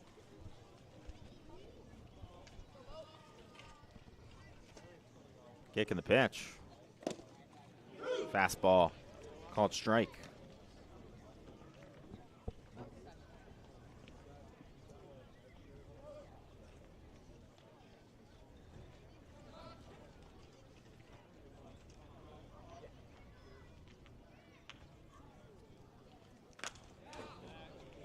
Count 0-2. Talked about this before, but Bourne enters this game 4-7-1. Last season, in the month of June, the Bravos finished 4-8-1. So, no matter what, they at least will be as good as they were last year in the first month of the season. True. But, of course, would like something better and have to keep this a 2-run game to give the offense a chance. Nice pitch there. A beautiful, beautiful curveball from Jonathan Stevens. Over 300 RPM on the spin rate. 3,000, I should say, on the spin rate. That's out number 2. Stevens gets his first K. Releases that ball really high, too, about at 6.5 feet. A lot of pitchers don't have that height, even though Stevens is not a super big guy. He's tied for shortest on the roster at 6'1" as an arm. Matt Conti stands in. Takes a hack and a miss at the first pitch. Conti doubled back in the 8th. Ended up being out at third base. There's been a bunch of outs on the base paths from Harwich today, but it hasn't really mattered. Swing and a miss. Fastball up at 95, blown right past the batter. Stevens a strike away from getting out of this with it still a 2-run game here in the top of the 9th. You can tell Stevens is in his groove now. Big lead at third. Here's the pitch. This is low. Richard was almost halfway home when that pitch came in before racing back to the bag.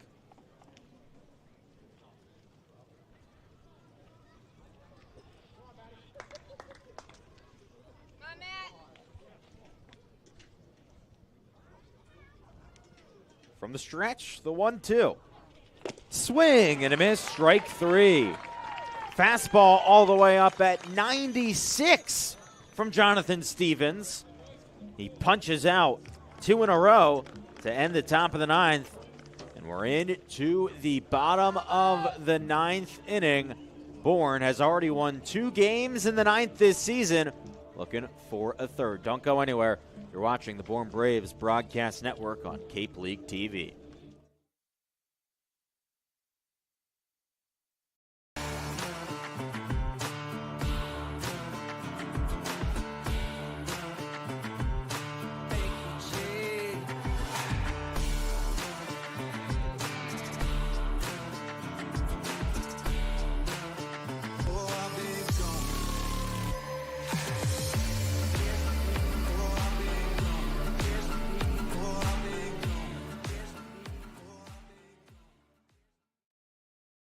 If you can dream it, if you can cruise in it, if you can summer in it, fish from it, or take it for a day at the beach, we can protect it.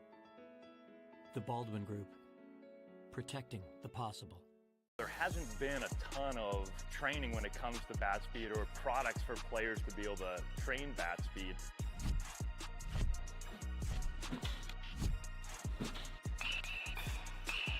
You can improve your bat speed and reach your goals working 10 to 15 minutes a day on this a couple of times a week. That's a no-brainer for every player.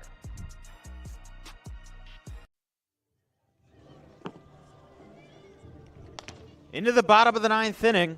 The score, 2-0 Harwich. Bourne sends the top of the order up to try and get back into this and end a 3-game losing streak. Riker Waite, Logan Hughes, Kahio Aloy will come to the dish in the bottom of the 9th inning.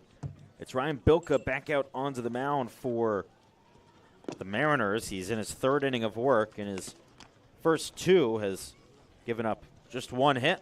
That's the only base runner. It was a Cade Lewis double.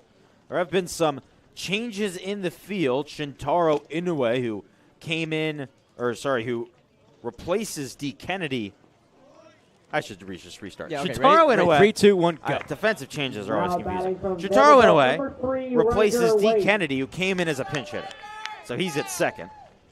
And then Jake Coonan, who is at second, is in left field. Not that complicated, but all the changes and guys coming in and changing positions can be a lot. But Inoue's at second, Coonan's in left, everyone else stays the same.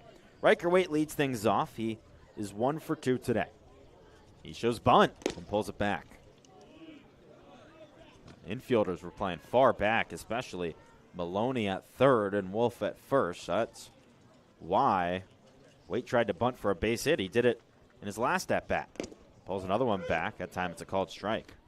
I think he's just trying to play mind games right now. He doesn't have the element of surprise anymore against Maloney.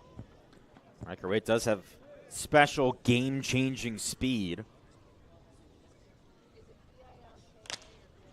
1-1 is hit softly towards shallow left, and the shortstop, Marsh, makes the catch. Braves are down to their final 2 outs. From Texas Tech, number 14, Logan Hughes. So that sends Logan Hughes to the plate. You get a homer in the top of the 9th when these teams first met back on opening day, and wants to keep this game going and get the tying runner to the plate. That would be Kahio Aloy if Hughes can get on here. First pitch In for a strike, fastball at the letters.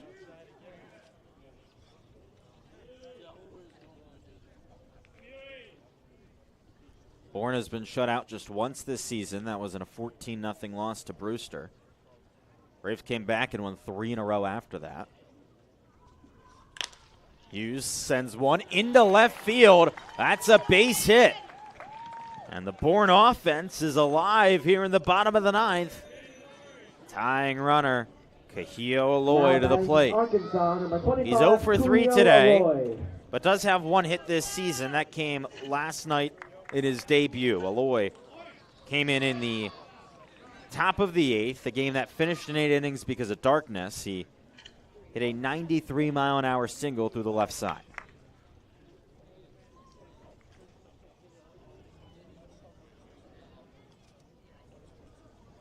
John LeGrand is stepping out of the Bourne dugout. He is going to pinch run for Logan Hughes at first base. So Bourne puts one of the faster runners in the entire Cape Cod Baseball League on the base paths. And John LeGrand, who had played in every game this season up to this point, gets another appearance. He's stolen 6 bases this year. Very dangerous at first.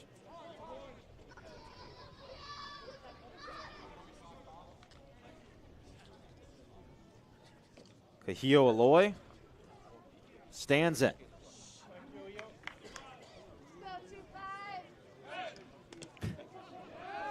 Pickoff attempt, and LeGrand back in time. LeGrand actually didn't even step off the bag. He was standing on first base off the pickoff attempt. Aloy had 13 homers this season, and maybe he's got his first on the Cape. A no-doubter into left that just goes foul. Oh, man, that was so close. 97 off the bat, 360 feet, and as close to a home run as it gets. Just as I was saying, he hit 13 at Arkansas. He almost hit his first of the summer. And the bullpen is calling for a challenge, but there's no review here in the Cape. So now the count 0-1. Can Aloy do it again? Watches a pitch in for a strike.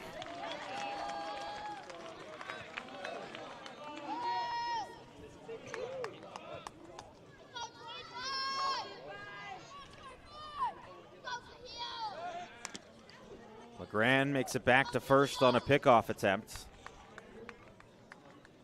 Aloy is definitely scared Harwich with that foul ball. And he almost got a big piece of that one. Another home run swing. He is swinging for the fences undoubtedly right now. Wants to make a good first impression to these Bourne faithful.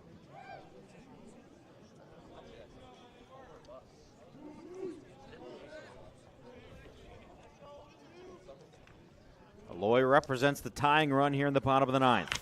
He hits one foul down the left field line again. That was a fastball very far inside, but Aloy does a good job of getting to it to stay alive. Cade Lewis stands on deck. He had a double his last time up and is tied for the Cape lead and runs batted in.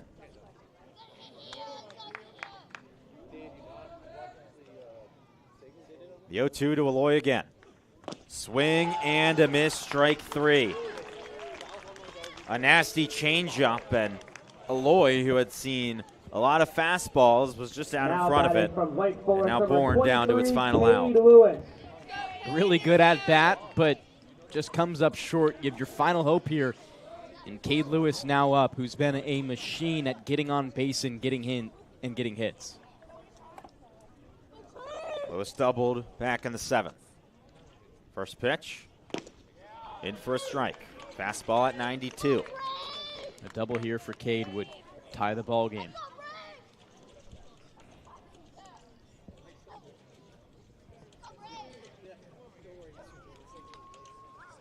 The 0-1. Swing and a miss in the dirt. Another changeup. 0-2, and the Braves are down to their final strike. Rather would just score John LeGrand on first. He's got a great pair of wheels. Infield all playing back. Bilka comes set. Kick in the 0-2. Swing and a miss. Strike 3. Went back to the changeup, and Ryan Bilka just barely survives the bottom of the ninth to give the Harwich Mariners a 2-0 win. Their return to Durham Park after winning last year's Cape League Championship on this very field. The next Braves home game is Wednesday, July 2nd. A real tough one for the Bravos, especially on offense. Just 4 hits. No hits in the first 5 innings. And so close to tying it up in the 9th. Kahio Aloy hit a rocket into left that was no doubt long enough if it stayed fair, but just went foul. And Bourne just barely drops this one. A really close one, but you gotta look at the positives. Your pitching play really, really well here. You only allow 2 runs, and this ball game was close. It's just that Harwich pitching staff is undeniably exceptional. That's why I think this game is going to be so frustrating, though, looking back for Bourne, Devon, is the pitching staff finally actually showed up today. That's been the issue, really, for the entire season, is the pitchers haven't been there. Today they were. Gave up just 2 runs. That is all you can ask for. They battled out of jam after jam, but today they just simply didn't have the run support.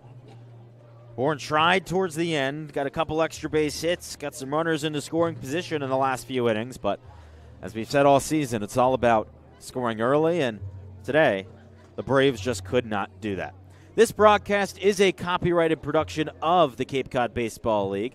Any unauthorized duplication, transmission, or other use is strictly prohibited. We thank you all so much for tuning in to tonight's broadcast. We do have an off day tomorrow as the Cape League All-Stars will take on the MLB Draft League, but we hope to see you when the Braves are back in action on Tuesday on July 1st. Man, isn't it crazy to say we are already into the month of July. It'll be the first trip to Falmouth of the summer. That game will get underway at 6 p.m. from Gov Fuller Field. We hope to see you there, or we hope that you can tune in there. But again, the final tonight from Durham Park is Harwich 2, Bourne 0. For our producer, Gabriella Voccio, my sideline reporter, Ariel Tamir-Pinsky, and Devon Jarvis, my fellow play-by-play broadcaster, I'm Adam Gotkin saying so long, have a great night, and enjoy the off day. We'll see you in the month of July.